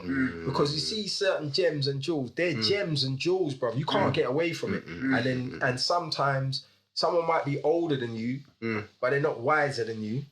But they might not even have more wisdom, but they should have more experience. So just through the test of time, certain things might happen. So even when I'm talking to certain youths, and I'm saying to them, so like when they're talking about the hustling thing, especially if they're talking about food, and I'm talking about, say for instance, if they're talking about weed, or they're talking about skunk or whatever you want to call it, right? So I'm talking to some of these youths and I'll say to them, but so what happens when you're doing certain things and you're paying your mortgage and you're doing certain things, yeah, but it's all off of that, yeah, then your plug gets you're not getting the same prices, or you're not doing or where some of them's young, innit? So I'm saying, all right, so suppose you take that food now on consignment, yeah, and that food goes off. He's looking at me like, off? Like, bro, you know that's like a living entity. You know that's it's basically a plant, bro. No, it can go off in it. It can go moldy. It can go. Yeah, no, of course it can. Whatever. Facts. If you don't keep it right, Facts. Any of them. Nah, that's the end result. It's gonna go moldy if you. They're looking at me like it. I'm saying so. Some of them man will sell you the food wet, so it's weighs up more. You don't drive that out. So what you're gonna do? You're gonna dry it out, lose the weight, and can't pay back the man. You're gonna sell it wet, and they ain't thought of those scenarios. They ain't thought of certain things because of experience, because of certain things. If they was in the game longer, then you understand. So it's just telling it, because whatever you do, as far as I'm concerned, if you're gonna be a real success at it, it's hard work. So man think they're gonna come into the game and the game's just gonna be easy and they're gonna have money. But it's like anything. The brother who's up earliest, more reliable, he's gonna earn more. The guy, you know, if you're working a 9 to 5 and you get there at 10 and you're supposed to be at there at night, you ain't gonna have that long. So these things are all transferable skills, man. And I would just try and 110%, man. Understand that. Yeah, so what was it like winning a UMA? What's that? Urban Music Award. And where did you win that? Where did you receive that? Oh, God. What's the thing? I'm digging deep, innit? Hey, the smile was wide right digging now. Deep. Can't remember the actual venue, you know. And you're lucky, you know, because I only done you in one day, you know. Usually I'll do it over a week. So I can... You got some stuff. When you come with money program, I'm done. Like, you done works, mate. Right, so I can't remember where. Barbican, somewhere, some swanky place. It was nice. What was that for anyway? That was for a track. That was for the Greatest Show. That was for the Greatest Show. Yeah, with all them man. With Skibber in it. Yeah, with Skibber in it. So, it's major. Right, so Skibber, Shabba, shout out Skibber, Shabba, shout out Fusion because it's his project. Who was on it? Shabba was on it. MCD was on it as well. MCD. Ripped that. Yeah. A new thing. Yeah. But anyways, that was big, and part of the reason why it's big because all of the industry was there. Everyone who was big them times was there. You know, everybody, and Craig David was nominated for that award. And I remember when we went up on Tim. Yeah, because you know me, you know I can talk. Right, and then times there was a bit. Yeah, you know what I mean. You've been worse, isn't it? You're younger, you're worse, man. Come on, man. You ain't giving too. You know what I'm saying? Acceptance speech. Me. Yeah. So I'm going on and right. I remember looking at the thing. My mum was brilliant. I was thinking, how these shoots like. But see, like that's what I'm saying. There's certain projects and certain things I've been involved with that. It wasn't like £1 million trillion involved in that thing, but that video shoot there. No, that was a mad video shoot. Come on, man. Yeah. That's the Would you say that's the best one? Yeah, see, you said it. Yeah. Bro, when I got to that was shot in 2 different mad locations. And when I got to the first one in the morning, bro, like about 8 o'clock in the morning, yeah, I saw about 100 chicks changing into different, you know how much people was on that, but they had fire eaters there because it was called the Greatest Show. Greatest Show, yeah. So it was trying to make it like a circus. It was You didn't try, you did. Bro, Yeah, he it was executed it, man. one of them, and it was shot on. These guys that did that worked on one of them big films. Okay. Like Harry Potter, or they weren't video guys. They've never done a video before. Bro, I've had some touch. When I say some of the things that have happened and some of the good people I come across, they'll help the journey. But that there, bruv, that project and winning the UMA, because it was one of my goals that I set when I come to me. I wanted something. I wanted something. I wanted a trophy or something for my mantle when I'm done. I wanted something to say, because I'm a funny guy where in terms of the music, because one of my favourite artists is an artist called Philip Levi from Saxon. That's probably my favourite MC. Him and Smiley Culture, right? And I saw this brother be one of the best ever, but he's kind of a militant and he's kind of on a certain way, and he didn't really, he was signed to Ireland and it didn't really work out, and certain little things, and I kind of went into the music business thinking, gonna end up being like the rap Levi, because I know I can't do nothing out of myself. The music business, the guys who really, I think, you know, get the mainstream team and all that, and the real bells and whistles, bro, they'll do a lot of things that I won't do. No, facts, man. They do a lot of things that I wouldn't do, man. That's why I even like, I ain't for sale, man. You see what it is with me? I think I might have said it earlier, I was in the midst of, I always thought, like, if this goes wrong, I'm back in the hood with the best of them, right? So I never ever thought I was above. Like, if I was on MTV today, guaranteed, even if I weren't living in Deptford, then I'm back in Deptford tomorrow to make everyone know, Medeba, don't think I've gone Hollywood.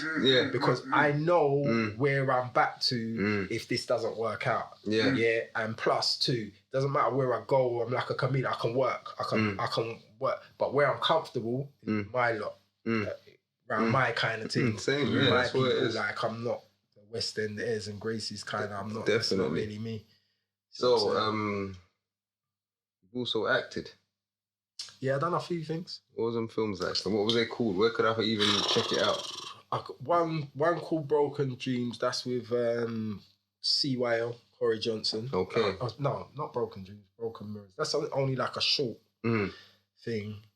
I've done some other thing. I think it definitely come out because someone come to me one time. I don't know the name of it. There's one dude named Shango that was doing some films like Round Digital Holdings. How do you like acting?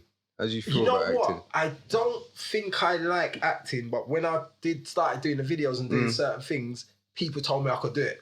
People said that I was good at it. One of these directors that was on one of these mad films that I ended up doing, Summer Rhymes, like, yeah, you can definitely act. But I don't think, I think I can act things that's close to what you're comfortable what I might know with. or be comfortable with, or what I've grown around. Might not necessarily be me, but what I've grown around. But because when I think of actors, my actors are like, if you ain't talking about Denzel and dudes like what's his name, Robert De Niro. Yeah, I know what you're on. These dudes who can properly act. Like, they can play that role, they can play the idiot role and make you believe he's an idiot. That's what I was just about to say to you. Would you even play a role of a farmer? See, I don't think I could pull it off. I reckon you could, man. Right? But you know what? I reckon you could still. I think if I took the instruction... that's it. That's what I reckon you could pull it off, I think if I took the instruction, I could do it. Someone need to give me a chance, man. Because I would have my show. I was trying hard to do that for a while. Stuff. It's never too late, bro, man. I feel like things precede you certain times more than they're supposed to. Because it's like, they'll have this image of you certain times, and it's like, yeah, what have I actually done, bruv, to you? You know what I mean? Or... You see, like, even in the music business, we had a bad reputation for certain things. And all of those things was when people had done something to us. So we went a couple places, especially outside of London and that. And then we get in there and all that. And man, promoters saying that they ain't got our money. You know what I mean? Not the right thing. And so I remember one time we went somewhere and all that. It was mad because a couple of the men rolled out from South, and then a couple of them East London ones rolled out. So like, it's UK rap, them times there. They're not expecting to see Range Rovers and man coming up there in Porsches and stuff like that, I wasn't even driving that. Things about, well, some of my brethrens and now the man them's moving, like, so I'm going to the man and saying to him, bruv, what are you talking about? And like, ain't you seen the type of people I'm like, and the rest of the people that's on the tour? Brother, you're gonna have to call up your people, innit?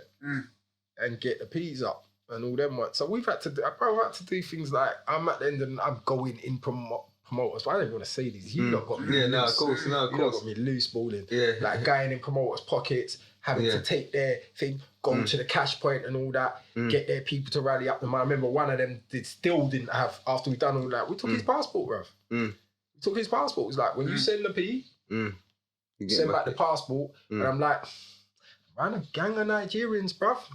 They know what to do with your shit, you know? This is actually worth more to me than giving it back. No, that's right? facts, still. So then we'll give it back. They won't talk. You booked us, the rare. You just hear, hey man, they're rare. So we had things like... They talk about the bad thing, not what caused it. And then that will cause someone to cancel in Manchester, or and then you get that. That will cause someone not to fuck with you. Right. You remember one time we done one thing, they fucked us about, then they called everyone in it. So they cancelled the thing here, and then they cancelled the thing in London. I was like, you know what? You ain't fucking cancelling this thing in London. All right, good. You've cancelled the thing in London. I'm calling the fucking venue. The venue, they're paid. We went and done it ourselves and mashed up the thing. You understand? Hurt it up. Yeah? But I'm like, come on, man. We're trying to do something good here. Do you know what I mean? We're not choir boys. You're not going to take our money from us. You know what I mean? Like, I'm not going to... Yeah, that's liberty. You come and then you get the bad name for... Do you see what I'm saying? Yeah, no, I've been there, man. So I feel your pain in that situation. I've definitely been there, bro, man. It's nuts, man. Where you just kind of end up with the bad name and you're not even the cause of the problem. Yeah, it's mad. And then now I look at the music and I'm like, how's it work now? Because all the man that they're kind of pushing, half of them are supposed to be road. So I'm like... Supposed to be. Supposed to be. So I'm like, so are you dealing with all of these guys? Wouldn't deal with us? Like, that's the point I was making. Times have changed. No, that's the point I was making. I forgot to get back to it. Where I was saying they couldn't control their generation. There's no way they wasn't controlling ours as well. These ones are controllable. They will do anything for the bag. They'll do anything for the bag. They want to be famous. At that as well. Where man was outside and doing really things, and like we had money before music, you know what I'm saying? These guys are just coming straight from secondary school. Now what I want to do in my life, okay, I want to be a rapper. Recording a song, it's actually working for them, people's feeling it, and now this is where they're first getting money, and then they start to portray a certain lifestyle that they're not really from, man. Some of them you can get where they're really from the roads, but it's not many, bro, man. Most people's got good parents now, like where you grew up with, like, but like in the time, like, you know, like it was a struggle, like even to get certain trainers in man's time like this. These kids have got Nike, Jordans, this, that, iPhone, anything you think of, they've got. Man never had all that stuff there, so it's crazy, man. There's another thing I want to say, like, when I was growing up too, you could be an individual. Definitely, facts. So, like, I'd have my brethren, and he don't dress nothing like me. He don't really listen to what I listen to. Yeah. But he's my brethren. Yeah, facts. You understand? And I like him for that. Yeah. Even though it's not my thing, because even like sometimes I might kick it with him and I learn a little something. You know what I mean? Or he might expose me to something what. So I've always had like one thing with me. I'm the third. Like I don't care about the crowd. That's what my old man put into me. I did, but if he wasn't my old man, then I would probably care about the crowd. Yeah. But my old man would be on a thing that you're not very rare. My old man was drumming into your leader. Don't tell me about no one else. You're you. So if everyone was doing this and I couldn't do this, and you get to like, you couldn't say, but everyone's, I ain't cutting it with my old man because you're not everyone, innit? Like you're supposed to be on a different thing. So I'm glad he instilled that into me because I've never been on the uniform thing. I could be with 99, I could be with 100 people and 99 of them want to go left, but I'm not feeling that left turn.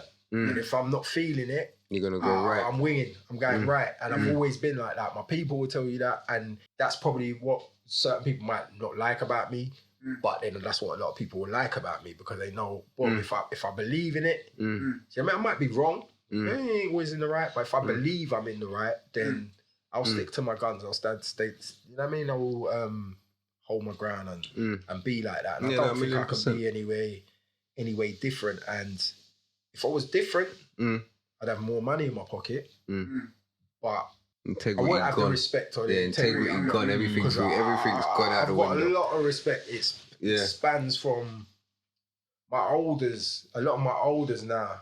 We have different conversations. You know, the things change. The relationships. You know, that's what they say. Even Bean said it as well. Being real in this game is like a default because you won't even get to where you're gonna get to, bro, man. So it's like terrible being real. You know, like especially be fake, man.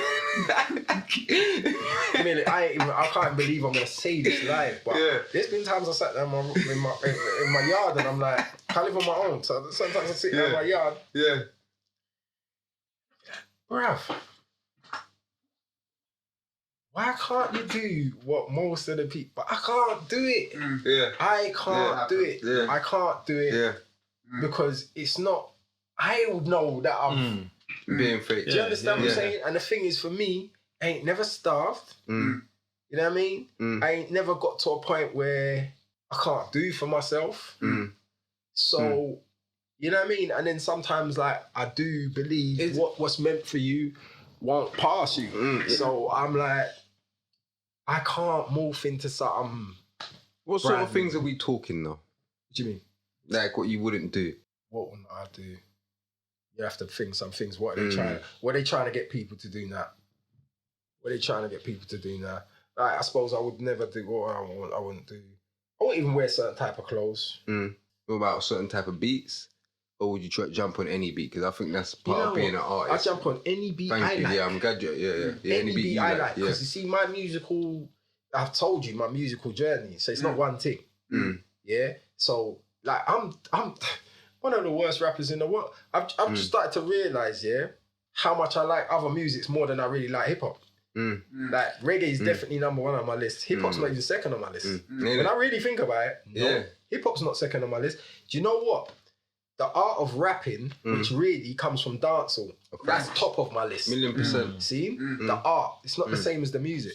Because another thing with hip-hop is a bastard music. Because it's the first music that was made from sampling and not from live instruments. So what is hip-hop? You can sample a reggae tune and a rapper goes on it and it's hip-hop. You could sample Madonna. They used to you know what I mean? Classical. You could sample classical. You could sample jazz. Anything. You could sample any of these elements, and then the break beats that they used to take was breaks from other things and all meshed together. So when I think of most of the hip-hop beats I like, they got time and space in them. That's normally the reggae style influence, the type of things that maybe like even Biggie. If you listen to Biggie Smalls, Smalls has not got a hip hop flow. Biggie Smalls is and then when you go into where they come from, it's the Jamaican thing. It's the dance. That's where it comes from. I studied the game. That's where it comes from. 1,000,000%, 10% the Jamaican. So when I think so when it comes to rhythms and that. Bro, I hit up Rare Groove. I love Rare Groove. I love Rare Groove. That's my favourite, man. That's my shit, man. You know that tune, Keep It Up, Keep It Up.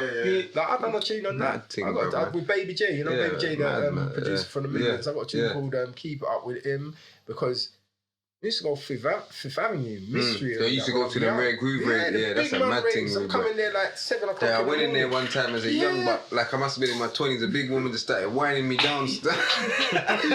Bro, we used to cut a style, We used to cut a style and cause them dances start and they're done in like 3 o'clock Sunday in the pier. Yeah. So we used to do our little thing and all that, and sometimes we just be at my bridging yard, we'll get mashed up and all that, and then we all fall asleep and all that. At 4 o'clock we wake up, we got our little party cups, we got our little brandy in that, and then we'll in the cups and we're rolling in the dance like we've already been in. When the gate man ain't really on it no more, and because we're not paying to go them down, we kind of man. So that my musical thing is I'll ride on any rhythm I actually like. Yeah, you have to be versatile as an artist anyway. You have to be like that. So you've done like a 10-day national tour sellout. How was that? That was the best. That's the first time I went on tour. That was the best. Was that the first? That's the best. So what was the second one? I think the second one was in Germany or somewhere. France, like innit? France. Like the skateboard competition thing. Mad. Yeah. Mad. So how was the first one first? The first one was the best that I ever done. Tour life's me. Tour life's Do you like performing more than anything else? Is that your I favourite like part? performing way more than anything. I like live. More than the studio, yeah? Yeah, easy. Same as me, I like people live. in it. I like live thing. I like, because sometimes I write the lyrics and I'm like, you see when man here, like, I know man's mouth's gonna be open when I say it. Like, you know, the express, I love that. And like, you know, when you do it and you're seeing it, and like, yeah. I love that. So tour and the tour, but you know the whole thing, because like, you say it's like being on the road. Yeah, I like that. Me, that's me. Yeah. City to city, bro. You're earning, music, gyal, hotels. Them days, there, man's a young man, and banter. You're out there with man, banter, and the dudes that I'm on the road with too. Like, we're not no angels, so you go in place like. I even say that because some man don't even know. I was going certain places and setting it off different. I go into the old habits die hard, innit? Yeah, so you touch another town and you might do a little thing here and there. But when I was on the tours, I really liked how I was hustling. I was selling t-shirts. I was selling CDs. So every day I'm making money. Yeah, cool. You get me? And then you go to the shop. Then you get your little spends for the day. And then you go into the hotel. It was wicked to be on that tour with all them man there. And one of the best things about it is what I always say is where I'm blessed with certain things is I've had some mad experiences. Like, if you come back and it was me one on my own and you're trying to tell people what's happened, they're not going to believe you, bro. But a lot of those experiences I've had with others, and I've had with some man that's close to me, i.e. like P and certain man. So doing some of that stuff, like, and then going around the country and realise, you know, like, you don't know what's going to happen. It's the first time you're going out. You're not on a record deal. You ain't been signed. You ain't got £1 million in your pocket. Like that. You ain't got no big tunes in the charts. You've been doing this thing underground and grinding. You don't know what's going to happen. No, you don't. So you go Bristol. I went Bristol. I've been Bristol before. Went back to Bristol. Before we done the show, basically linked up with some youths from Bristol. BS5? Not BS5, Caners. Okay. Caners was around BS5 them times there, so linked up with them man. Them man had taken me frontline, St. Paul's, Bristol. Now they're taking me to the food shop, right? Taking me to the food shop, right? Frontline, St. Paul's. Brethren, they've been playing the dark and cold thing in there. So I had the freestyle in the shop. Ocean and I had the video, Ocean, the Nomad is from Bristol, that's right, So basically, where I've got the video too, I spat the fire bars in the shop, but I've got the video on the end of the video, right? Because they went into certain people that had videos, so the turning video was on there at the end of the dark and cold thing, so everyone's seen that too, One of the first people you see in the video is D-Roll from Saxon. There's a couple other men in there, and like famous and active, who are quite, especially in jail them times there, and so certain man's gonna see their faces. But when they've seen D-Roll, I think the big man in the shop knows him. So he said to the youths, "Them, you know who that man is?" So he's given. So I've got that kind of like when I've gone there, bruv, the way the man them was treating me in fucking St. Paul's, I said, I was like, okay. So, I got an inkling the show's gonna be nice tonight, you get me? Brother, come showtime, family. So, like, before we've come out, we ran about chilling, getting mashed up, something's told me, let's see what's going on in this place. Walked round the corner, I said, Clark, this place is jam. Same time, couple man see me. Oh my God, brother, they're not letting me go. They're spitting my bars to me. They're like, bro, are you mad? This, that. I'm like, okay. Like, So I've just gone back round. I said, P, come here, man. Let me show you something. Come out. When they've seen P, they've gone nuts. Because I think they, like, when they see him in the flesh too, it really proper big you. Like, so, like, boom, from Bristol, I knew it was going to be mad. But we even done places like, where did we, there was one place like, I think we done Norwich or one of them places. We done one little sleepy kind of. Norwich would have been sleepy, man. There ain't going to be nothing here. There ain't going to be nothing here. Nah, you most really turn out for you, bro. Hey, boy, when we went down to sound check, People come from all over the place trying to buy tickets for this venue, right? And then they was doing some proper trying to stick to the capacity or whatever of this venue.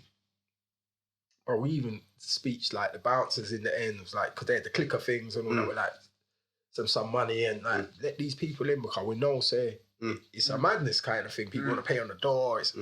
Bro, that show went off. Then we started letting there were girls in the show too. There's one thing with us when we came out before, when a lot of these guys were doing hip hop, there weren't girls at their shows.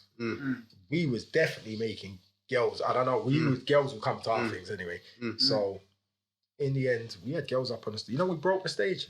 We had so much girl on the stage. The stage ended up brought down. Like, yeah. So like early kind of doing them things and starting to realise like, wow, this thing. And the one where we done in France was it was mad, bro. It was literally performing and you got skateboarders jumping. BMXs doing madness in the sky like the skateboarders. I like them because I've done a few of those kind of like hip hop. That's proper hip hop thing festival and all that. But when you see the actual activities going on stage and I'm on there like with my top off and water gun up the crowd and man, that's fun doing that shit. So how was Glastonbury and all that? Glastonbury was nuts. It was an achievement. Do you know what I mean? Like, it's just one of them things. Like, if you're in the proper music industry in England, you do Glastonbury, innit? So it was just one of them things. Like a milestone I really wanted to do. Like, and I'd never I don't really think I thought we'd get to do it, but we got to do it, man. We represented, man. So how did they receive you, man? Wicked. Yeah. Wicked. It's one thing with me, whenever I see big crowds and I'm better. You say you're on it, you come alive. I love it. It could be 10 people, I still do it. Yeah. But if it's big crowds, I don't fight for the crowd. I get the more the crowd is, the more I feel like I'm there, innit? I feel like, that's about right. I don't come up with I feel like, that's about right. This is Skeme, bro. This is Sterling Collat. What are you talking about? You're mad. Like, and when we come and do our thing, I don't think many men spit like us. Yeah. I just don't think many men spit like us. Yeah, but we're political too. Like, I don't think many men spit like us. Do you know what I mean? So when we go into certain things, I think we got something for everything too. Everything. So what was it like, you supported, who was it, Ja Rule, Big Daddy Kane, Ludacris? You know, the maddest thing is, you'd have to ask P about the Ja Rule one. I didn't get to support Ja Rule. You didn't get to support him? P got to support him because I got chicken pox, rude boy. Yeah. I never had chicken pox as a kid. Big man with chicken pox. I never got chicken pox as a kid, innit? And I always used to say to people... You have to be careful when you get bigger, innit? It's shingles and all that sort of stuff, innit? Brother, chicken pox nearly killed me. Yeah, the shingles, I'm not sitting there, people might think, chicken pox... Nah, shingles, you're over 24, 25, yeah, you want to mine out, bro. Yeah, you want to mine out, bro. So, bro, when I went to the doctor said to me, this is the worst case he's ever seen without it turning into shingles. Okay. Right? I had chicken pox everywhere on my body. Everywhere. I'm talking about the palms of my hands, soles of my feet, in my nose, my tongue. Like, I had chicken in my hair.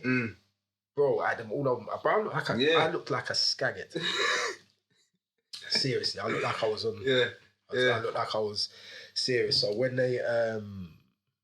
was calling me for the lost weight. You know what I mean? It was madness. So when they was calling me for the something, I was like, the Ja Rule one. I can't do it. I was pissed. Did you do the other ones? The Big Daddy Kane? I done Big Daddy Kane. Where was Ludacris again? I swear I went to his show when he came over it. Oh, I can't bloody remember. Forum? In Forum? Kentish Town Forum. Kentish Town Forum. Yeah, I think I was done there, man. Thing too. What's my man's name? I can see him right now.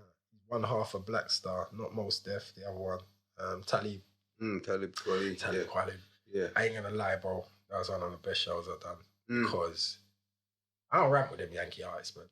Like Talib Kweli, I think he's hard. Next level. Ludacris hard. And all of them, man. But I can't lie. See, when Talib was coming, I was like, I love him. I ain't coming down there to bow to no film. I'm coming there to shut it down, innit? Yeah, coming there to do my UK thing. Like, fuck it, because when they're gone, you're left with us, innit? Yeah, I used to always say that. I used to make them know. Right, and the crowds, you get me? I used to get on the crowd. So I done a good show. I think it was me and Estelle.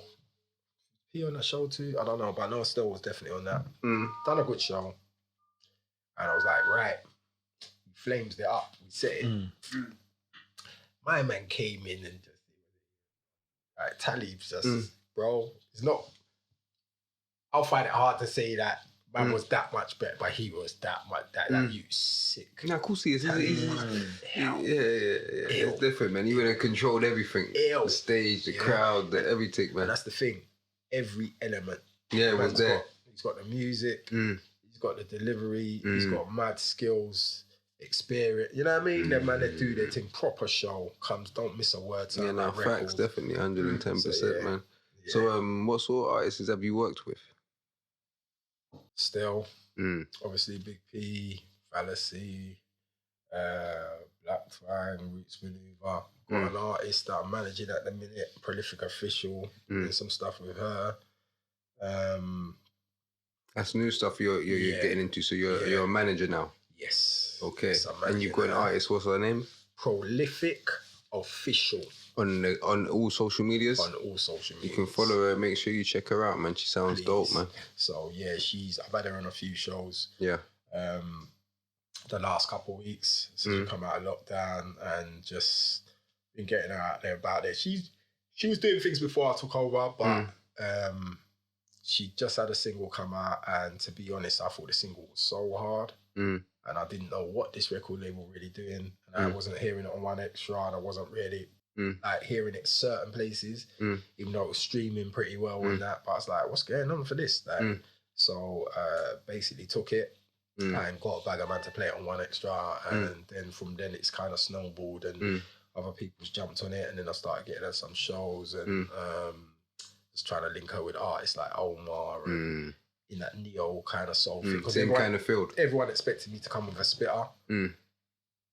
But to be honest right now, I'm hearing some really good spitters, but most of the men that come to me, they're mostly on the kind of road drill kind of thing. What do you think of the drill scene? It'll grow, it'll evolve. A lot of what it's dealing with now, too old to be listening to that really and tuning into it. It's not really, plus I'm at a level where I can't be promoting nothing negative, but there's some real good spitters, and all the man them that's coming to me, it's almost like that's another one. This is another thing, because like a lot of the stuff that's coming to me, it's like, bro, if you take this to the record label right now, or if you took this to the radio right now, they kind of play this before they're playing the neo soul team, because it fits in everywhere now, because that's the narrative of what they're pushing. 1,000,000%, yeah. Right? But as a grown man and knowing where certain things lead to, even if I'm not all the way right in my life, I'm not promoting certain things to the youths, because I can't, as an elder, I'm supposed to be, I get certain respect for being a big bro or an elder in the community. I can't come and do no idiot things now. I can't show people an idiot example. You know what I mean? I've got to be pushing a proper example. Do you know what I mean? And as far as I'm concerned, putting myself around people that's in that, because I see a lot of people are changing because they're getting older, but a lot of them not really changing because they got it in their heart. They're figuring a new way out that they can get through and get the bag. You understand? And if they got to be conscious to get the bag, now they'll be conscious, or they'll, you understand? And then certain people, to me, that you can see their growth. And you can see they're really on this, and you can see what they're really dealing with. And it ain't for me to criticize nobody. No, of course so. Because at the end of the day, I was having a talk with someone the other day, and I was saying, what you need to understand with a lot of people is we won't all get there at the same time. You see me? So someone like me, I've been battling with certain things for a long time, because I had a higher conscious level than certain people, because they wasn't grown like that. They didn't know that. You understand? And I always say, even though with me, I done wrong in my life, I knew right. But I've grown around a bag of man, that in their household, what is wrong in society was right in their household. Facts, and their family and all that. So 1,000,000%. For certain man, if you grown up like that, it might take you a little bit longer. Yeah, to reprogram yourself. Yeah. But I didn't grow up like that. But I fell into that because of the environment. But I've always had the reference. So when I want to press the reset button, I've got a reference to go back to. Where certain man never had that reference. So me looking at certain man, I ain't gonna lie. They'll do I might do certain things that people, oh, you're a kid or you're childish. But you see me, I'm kind of comfortable with myself. So I can post up, I can have a laugh. People might think, oh, the man is supposed to be gang war, they're supposed to be from the hood or from the ghetto. What are they doing? Bro, you post up with a cat. That's why I know you're comfortable. No, 1,000,000% comfortable, man. Dog, that's why, bro. I know he's real. Yeah. Certain man's image, yeah. No, they'll never do Bro, that. you know, I don't have cats and dogs with me. You know what I used to love as a man? Goldfish. Fantail goldfish. They're not like ordinary goldfish. They're like mad the big one, and they grow to we had all that, man. I used to love that shit. Yeah. So, some man, if they're supposed to be associated, they can't be honest with you. Bro, then you're not really. Right. I'm real to myself. I'm not real to no one else. That's it. You see what I'm saying?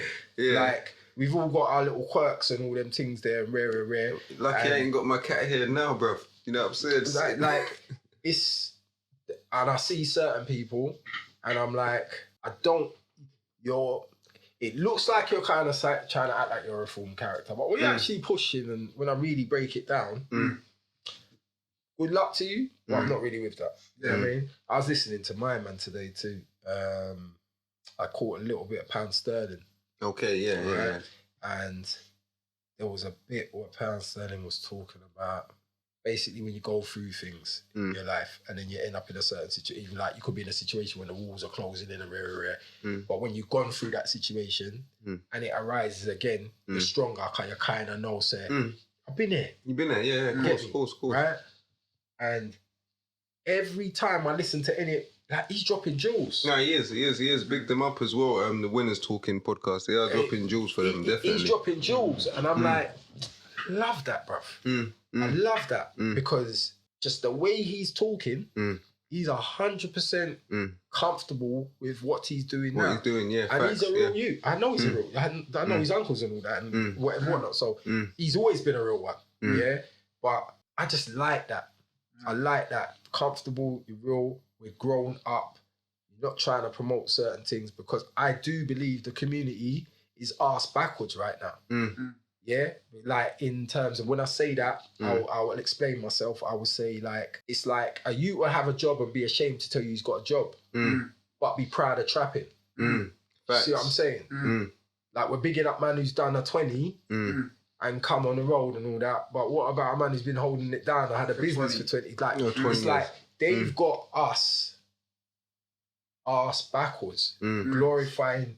It's mad. Looking at the wrong thing. You know, you're right, glorifying the wrong things, yeah. They've turned it all back on us.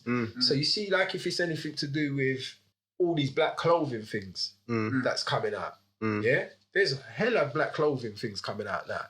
Why aren't they doing programs about that? But they'll do a program about drill and trap and how it's doing rare. Do you understand what I'm saying to you? So it's like, when it comes to, I don't know, anything negative, like they'll show hella black chicks that's shaking their batties and rare, but won't show them doing nothing. You know what I mean? Positive. I just feel like when it comes different. to certain things, we're overrepresentate, and when it comes to anything positive, real positive, we're not there. And as a community, what am I saying? We're going for it. No one's saying anything. I'll be saying this, you'll be broadcasting it. A lot of people will be thinking, what's this old dude talking about? You know what I mean? Because, but trust me, if you analyse it, what are we doing? Nothing. What are we saying? Because a lot of this stuff is turned into, like, it's lifestyle. You used to come from certain areas, you would never be trapping or involved in drugs. Never.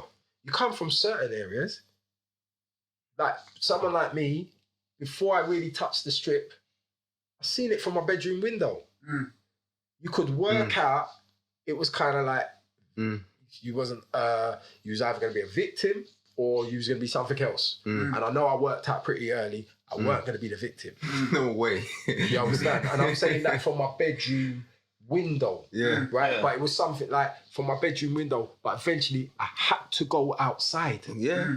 And I knew what was outside.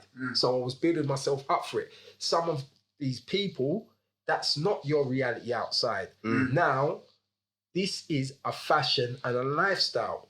Everyone wants to be a trapper and look a certain way and rare. Certain man ain't telling you what comes with it. You know what I mean? It's not all shiny. It's not all, you know what I mean? So back in the days when I came through, if you wanted to wear a chain, if you wanted to wear chops, if you wanted to have a rolling, if you wanted to have anything like that, you had to be able to defend it. Now everyone's got that. Facts. Everyone's got that. But back in the days, if you had certain things, you was only holding that down, if you was about it. Trust me. So I just feel like it's a lifestyle now and everyone feels like they want to do this lifestyle thing and I don't think it's a good look. Yeah, no, 1,000,000%. You had to be 30 to have certain things, man. You just couldn't just be coming out on the strip and you're just a nobody, man. You're getting robbed. That's what's happening in the story, man. Yeah, we got some questions from my man still. Who that, Thunder? Yeah, Thunder. Thunder, I'm going to make more read them out to you still. Yeah. You look like a whole heap of questions there, boy. Yeah, he's got a whole list there. Thunder when I wrote the essay, boy. Yeah. All right, so the first one is, what would you say this generation is lacking in regards to music? In regards to music, content and versatility, I think you've got some good spitters, but it all sounds like the same song because everyone seems like they're on the same, talking about the same cars, talking about the same watch. Also, because I think it's an instant thing and overnight success for a lot of them on the internet. They don't have the stage show when you can't see them live because they sort of bust overnight and they don't see the importance of it. And there's a big importance to it because stage shows after you've got hot tunes keep you in the game. If you've got a good performance, after you're 5 or 6, when you're 5 or 6 years or 2 or 3 that some get when they're hot, if a promoter knows that you give a good stage show, it'll keep on calling you back. And that could be Germany, France, wherever. That's why I was still doing shows way after I didn't have no tunes out or didn't have no music out. And even if a promoter calls me for a show tomorrow, like I've done a show a couple of months ago, I got shit. I always got stuff. So that's what I'd say. Would you say it's easier now to make it in music? I guess you touched on this a bit. Yes and no, I suppose, because I see a lot of people that's got real talent, hella talent, not making it. Facts. And people that have maybe an image and they've got a certain way to have a following or a lifestyle kind of image to sell, getting through. So I don't know, it's a hard one because back in the days, there wasn't so much music out because you just didn't have, everyone being able to make a bedroom studio and put it out the next day and put a video out quickly. So now I think there's a lot of stuff out there, so it's hard maybe to sift what's the good stuff out of it. So in that terms, it's easier, but that's a hard one, man. It's a hard one. I think it's easier to get out there, maybe harder to get noticed. Yeah, I agree with that. Who are you feeling in the UK now? Right now, myself eternally. I feel myself eternally. I feel my artist, prolific official, but I know he's talking about spitters. So when I talk about spitters that are like active now, and probably a lot of people might say they're not really as active now, but Wretch 32 is probably Wretch is dope, man. Top of my list. Dope. Dave is hard as hell. Feeling Dave Santana. Avellino. Feeling. That's Wretch's boy, innit? Yeah. I ain't gonna lie, even though it's on a different thing, this is what I'm saying, it might sound like a bit contradiction, rare. Blade Brown always up there for me. Yeah, definitely, man. Always. You're the first person to mention him on the show. I mentioned him as well. That say no one don't say Blade. You have to say Blade, man. This is what I'm saying. Have to say a lot Blade, of people man. don't want to give People things that to people who are really setting Blade, it. And you You know what? And you know what it is? Some of the names I hear when people say in their top 5 or whatever, and I'm not hearing certain names even come. I'm thinking, man, you don't even know nothing, bro, man. What are you talking about, man? I don't mind a bit. I ain't heard Joe Black for a little while, but I was always Yeah, Joe Black's nice, man. Joe Black's nice. These are the rappers. You like the rappers. Yeah, you like the rappers. You like the rappers. Normally when I hear man like Spray. Yeah, Spray's got a lot of big ups. Definitely big up Spray. Who else? Like now. I don't really listen to like the Heady Ones and the J Husses and all that. I hear them on the radio. Yeah, it's a different generation. What it is you see Heady One, he's got something. He's got a talent. Yeah. But I don't think it will translate to stage like for man like me, my age. But he's definitely got a little. See what I like? I like that the British accent's coming through. So a man like Fredo, I like his tone. I like Fredo's tone. I like Fredo still. Yeah, the way Fredo, definitely big the up way Fredo, Fredo's delivery, expression. You get me cockiness. Like it's not just all right. I'm a road. I'm a back. Like you can spit. What about Potter? He spits. I don't really listen to them instead. I've listened to him. I've listened to certain, but nothing's got me like that. Got you yet, but he spits though. I think he can spit. No, he spits. He's not like he ain't got no. It's not like he ain't got no pattern and flows and all that. You know what I mean? I rate that. I rate that. Who else is there? There's one May One from my ends. I like him, but I might be biased too. Because he's one of the youths that I used to do music workshops and all that. He's one of the youths that come through my music workshops. So to see him grow up into a man and be doing his thing and all that, and he actually just like him anyway. Love's there. It's in your heart. I don't care. That's what I'm saying. I don't business who's on the artist that I like. I like them. You see what I'm saying? That's what it is, though. Yeah. Name some names. Name some other names. Because I don't want to leave out no one that I might be. Because I do listen to some of the rate trap, drill, whatever. Because I do listen to some Chippy. Oh, you have to. Chippy. Yeah, no, right? You have to. Let me get this. Because I said one interview. There was an interview was a good few years ago, and I said something. I kind of drawed it back at the end, but I want to make them know exactly what I said. When Chip was signed and doing some of his stuff, I didn't like some of the stuff. I didn't like him either. No, I didn't like him. Didn't like him. As an MC, he used to come to the audience. I rate him and understand it fully. Right? So as an MC, never ever not rated him. That one's ice cold. That one needs to be left alone. Left alone. Yeah. If you don't want the 100 shot clip coming straight back at you, when I leave that guy alone. I know it's a long answer to the thing. But when I see the Stormzy thing, I'm like, yo, I saw Stormzy at Brixton. Brixton Academy. Yeah. Bro, the youth show, top to bottom, is probably the best thing I've ever seen from a UK artist. I ain't gonna lie. I'm talking about the lighting, the stage show. He's got songs. He can perform. He's a show, all the rest of it. Bravo. Hard. And you know, your album and all that hard. But remember, you don't clash, innit? And when it comes to this lyric, there's certain lyricists, certain man can make big. There's like certain man now, they got their big song in it. But I can go on a show and ice you, bruv, because I've got lyric and I can do it right here and now. Right now. For the crowd. Right now. Fling a cappella, fling whatever. Like what Jada did. Rhythm Jada did. Exactly. Like what Jada did, man. We'll do that to you, man. Exactly. We'll do that to you if you ain't ready. If you think of Dipset have got street anthem, big boy tunes, you know. But when there's only real one spitter in there, really that comes from that battling. That era, that generation. That's why he was trying to hold it up. Things and they got their gangster image jewels in there. Don't get me wrong, because I love Dipset. I probably listen more Dipset music than I listen to D-Block. Yeah. Right? But when you're talking about spitters, certain man who spits are like, Chip and the Stormzy thing and all that. Yeah, bruv, you got your numbers, you signed your night and all that. Leave Chip. See that one there? Leave him alone, bruv. He'll ruin you. Lyrically. No, he's nasty, man. He's nasty. He's a nasty piece of work, man. Yeah. Definitely, I fucks with him, bro, man. And he understands the game.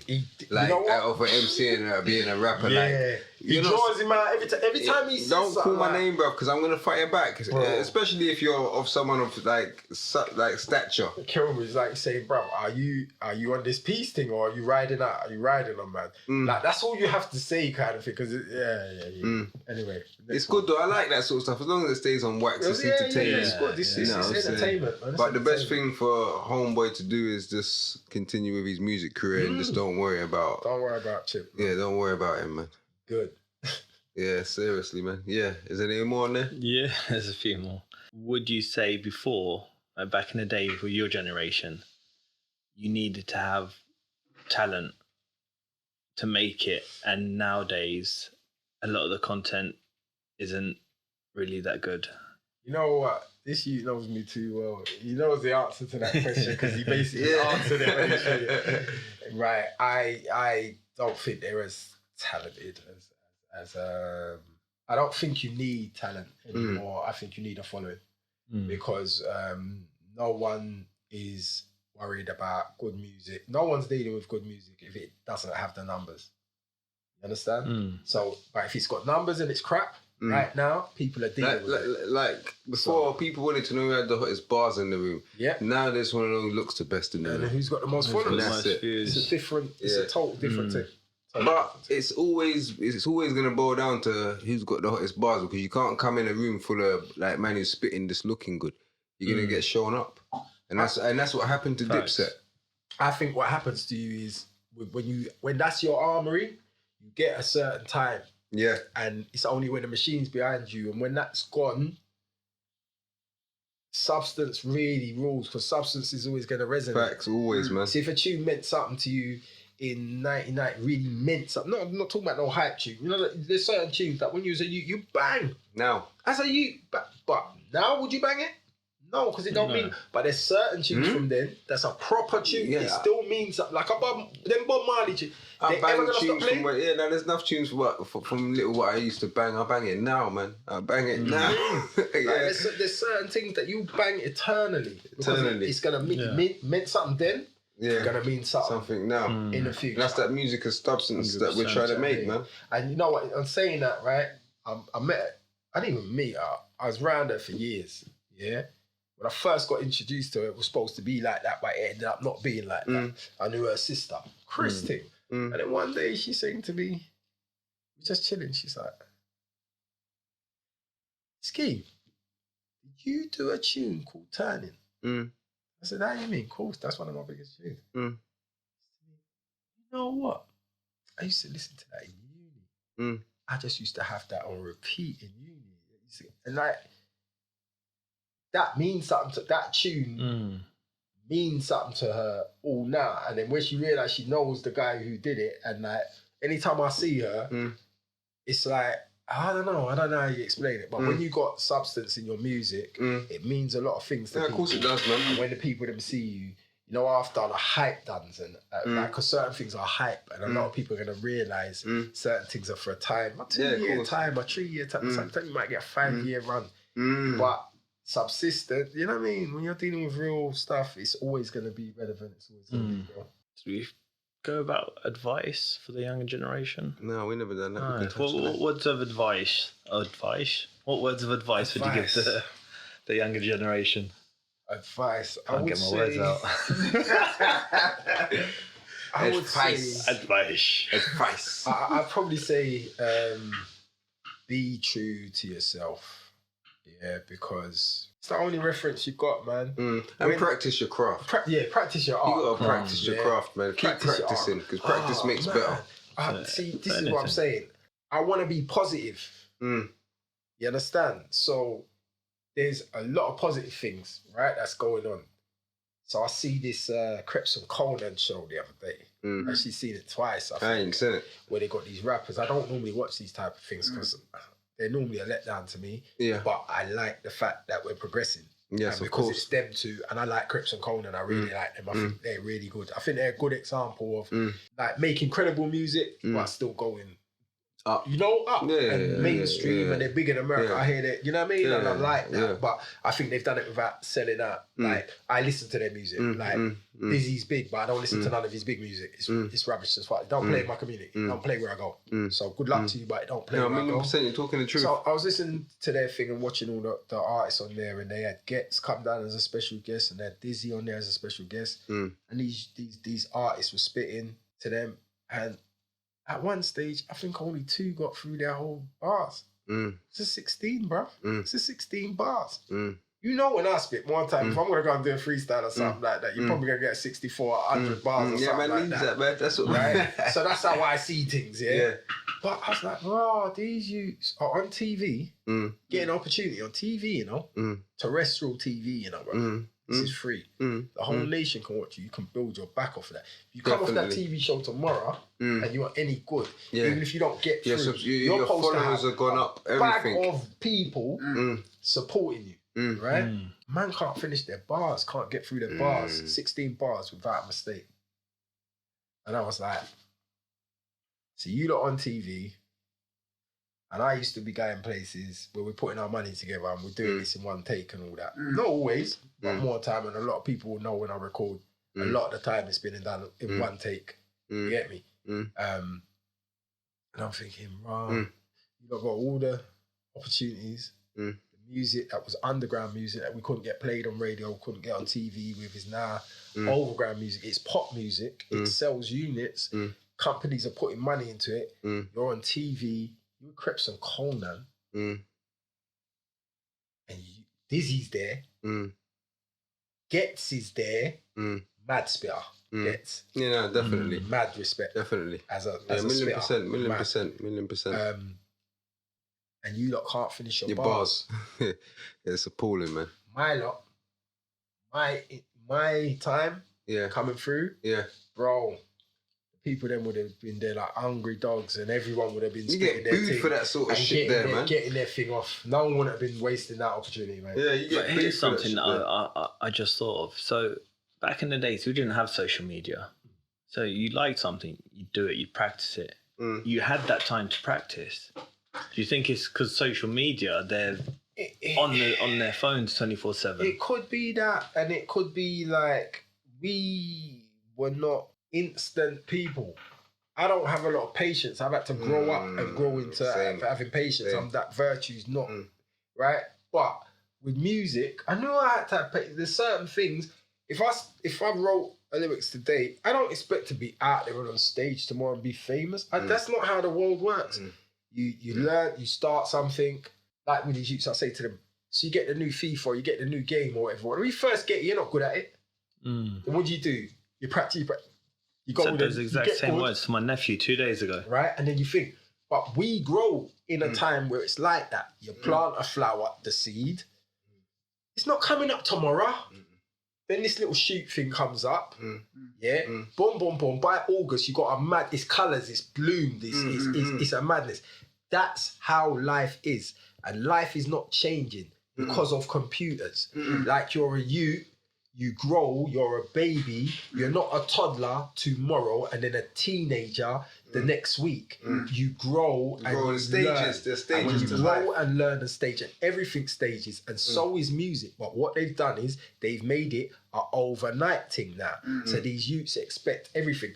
When I was a youth, if I wanted certain answers, if my mum and my dad didn't have it, or someone down the way didn't have it, guess what I had to go and do? Look in a book, mate.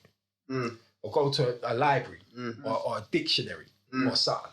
Yeah? And you see on the way, when I'm learning about that, I learn about 10 other things. Yeah, 1,000,000%. See? Truth. Yeah. And then 2, you know, like when you look in a dictionary, like most of these youths have never looked in a dictionary, right? But when you look in a dictionary, it might tell you like 3 or 4 meanings to this other thing. You start to get an understanding, yeah? And then you're learning.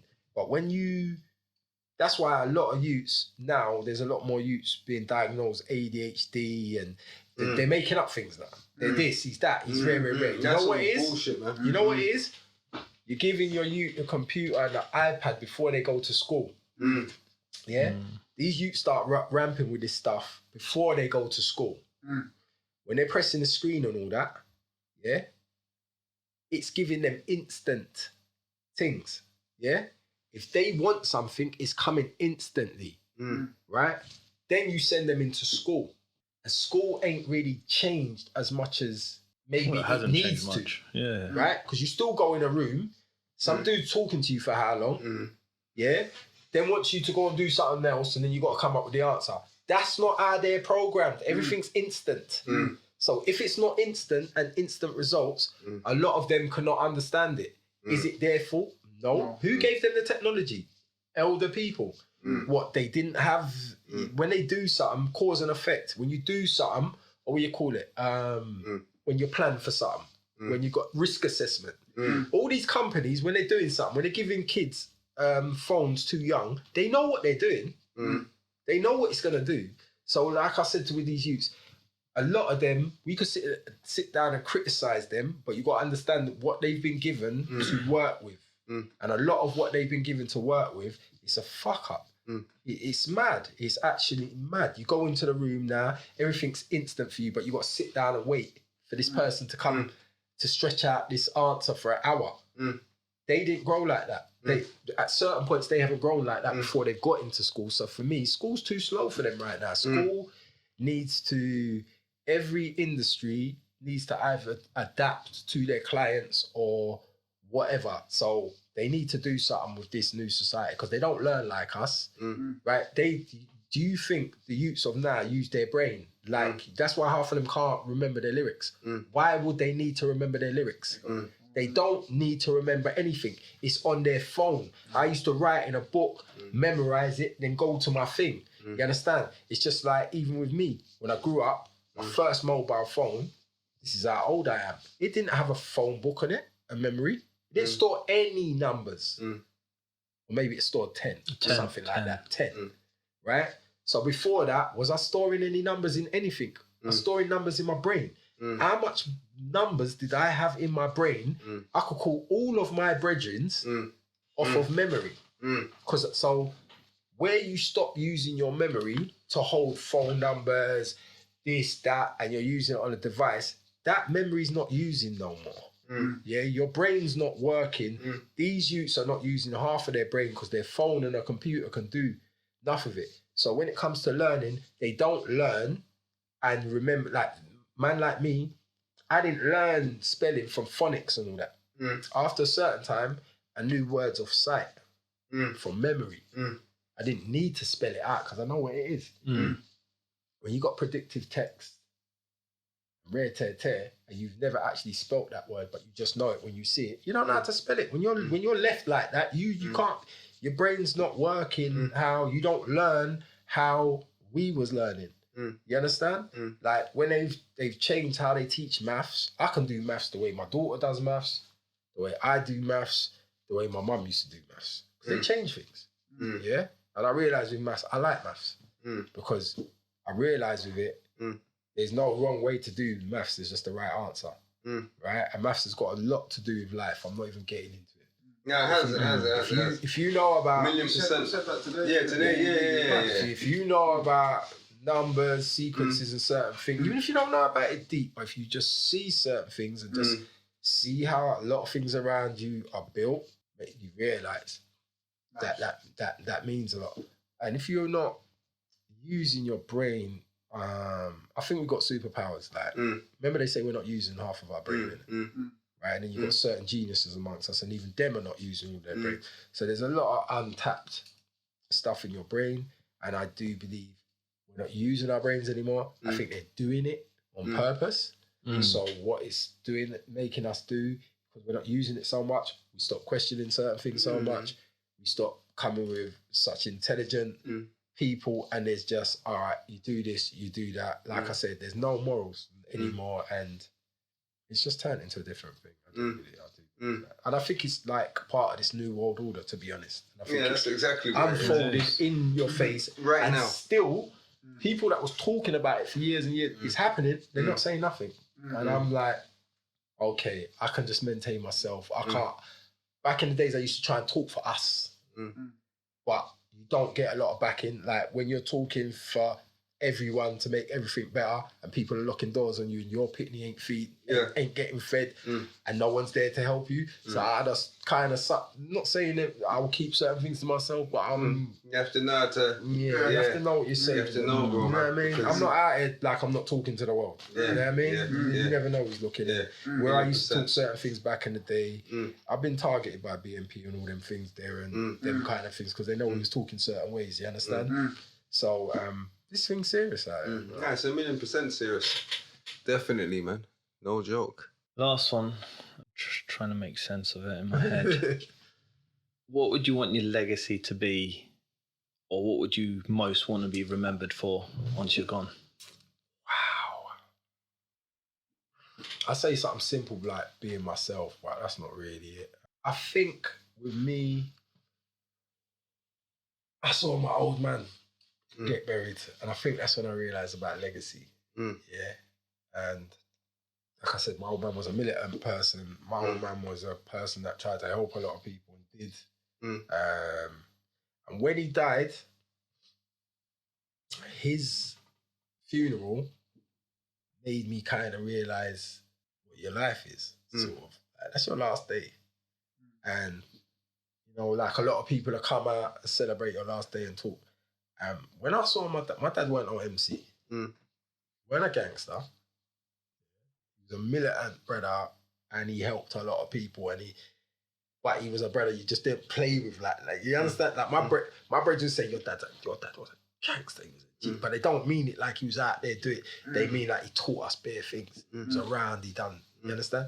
And I saw his funeral shut down Deptford and shut down Lewisham and all that. I saw all the thing and I kind of like, as a young youth, I thought, this is what it's about, innit? Like, your life, when it leads to this day, if there's no one here or no one thinking appreciation for you or talking a certain way or that, that's a waste of life, innit? So I think my legacy, is on my last day, the people that come out and what they'll say about me. And I think what they'll say about me is that I stood for something.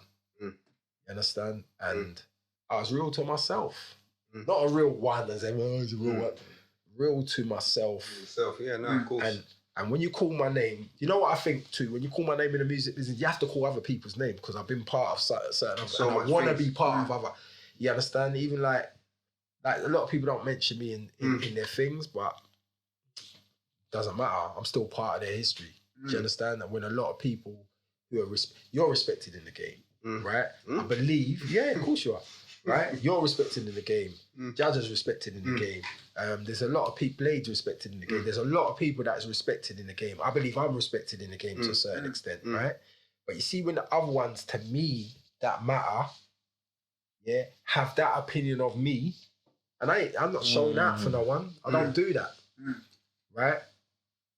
I think that when you're getting your respect from people that you respect, do you understand? From other people that you respect.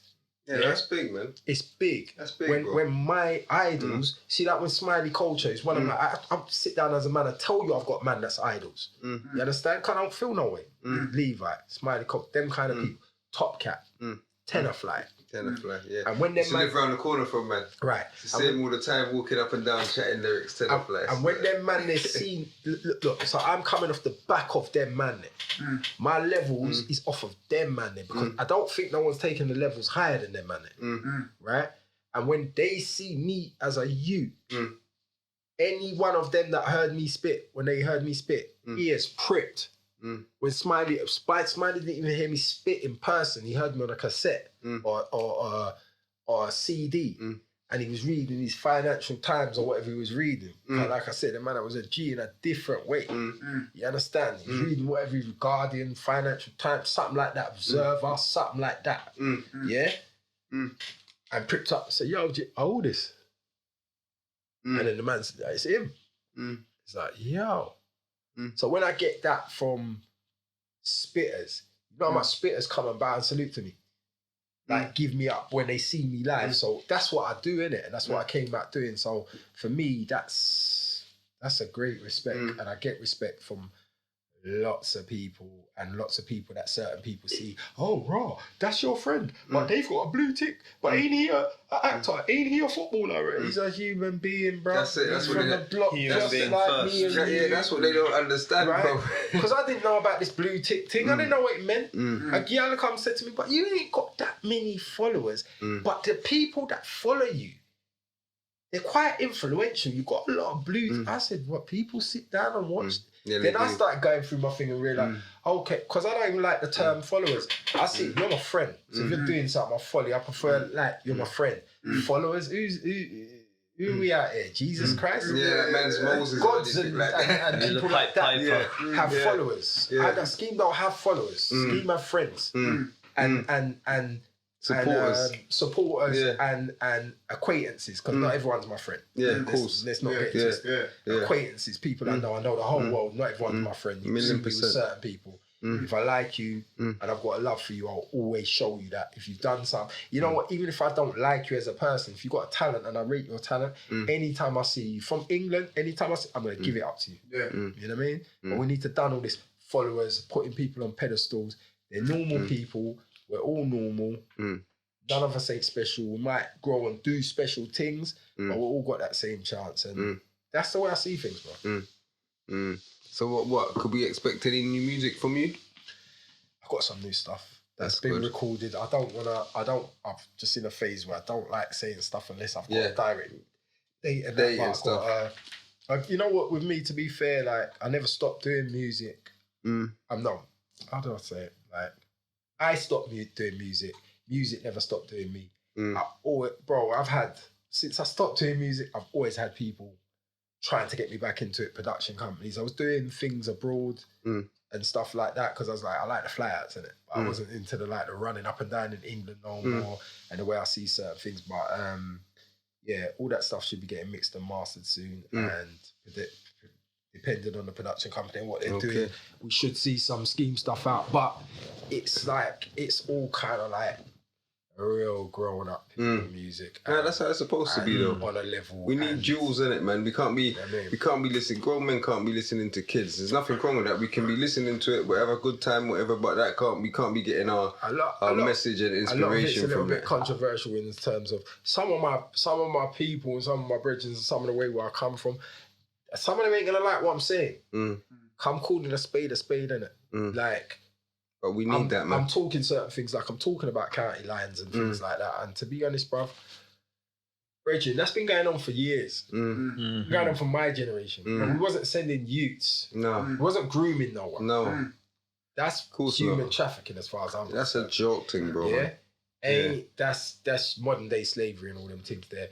I ain't with that. I'm anti, you get me? And some of the man who are living like that and doing what they're doing and think it's all right, you ain't gonna like me, but bro, it is what it is, because right now I'm dealing with a community and Yeah, you what I can. want to say, and I've always said what I want to say. I don't care if it's fashionable, unfashionable, do you know what I mean? And then you might hear me talking and something else the next time.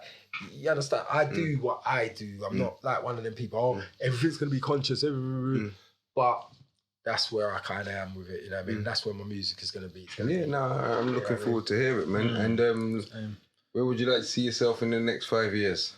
The next 5 years, I want to get my artist signed, yeah, to probably a major, because I don't want to do it myself, I'll be honest. And I feel like she is an artist that can go all over the world with this thing. She needs the machine behind her, and I would like to be sitting down managing her successfully, because I don't really want to know other artists. I don't really want to mess with the music business too much. I love them. You see what I love? I've got a love-hate thing with the music business. So I want Where to does the still hate be come in it. from your career?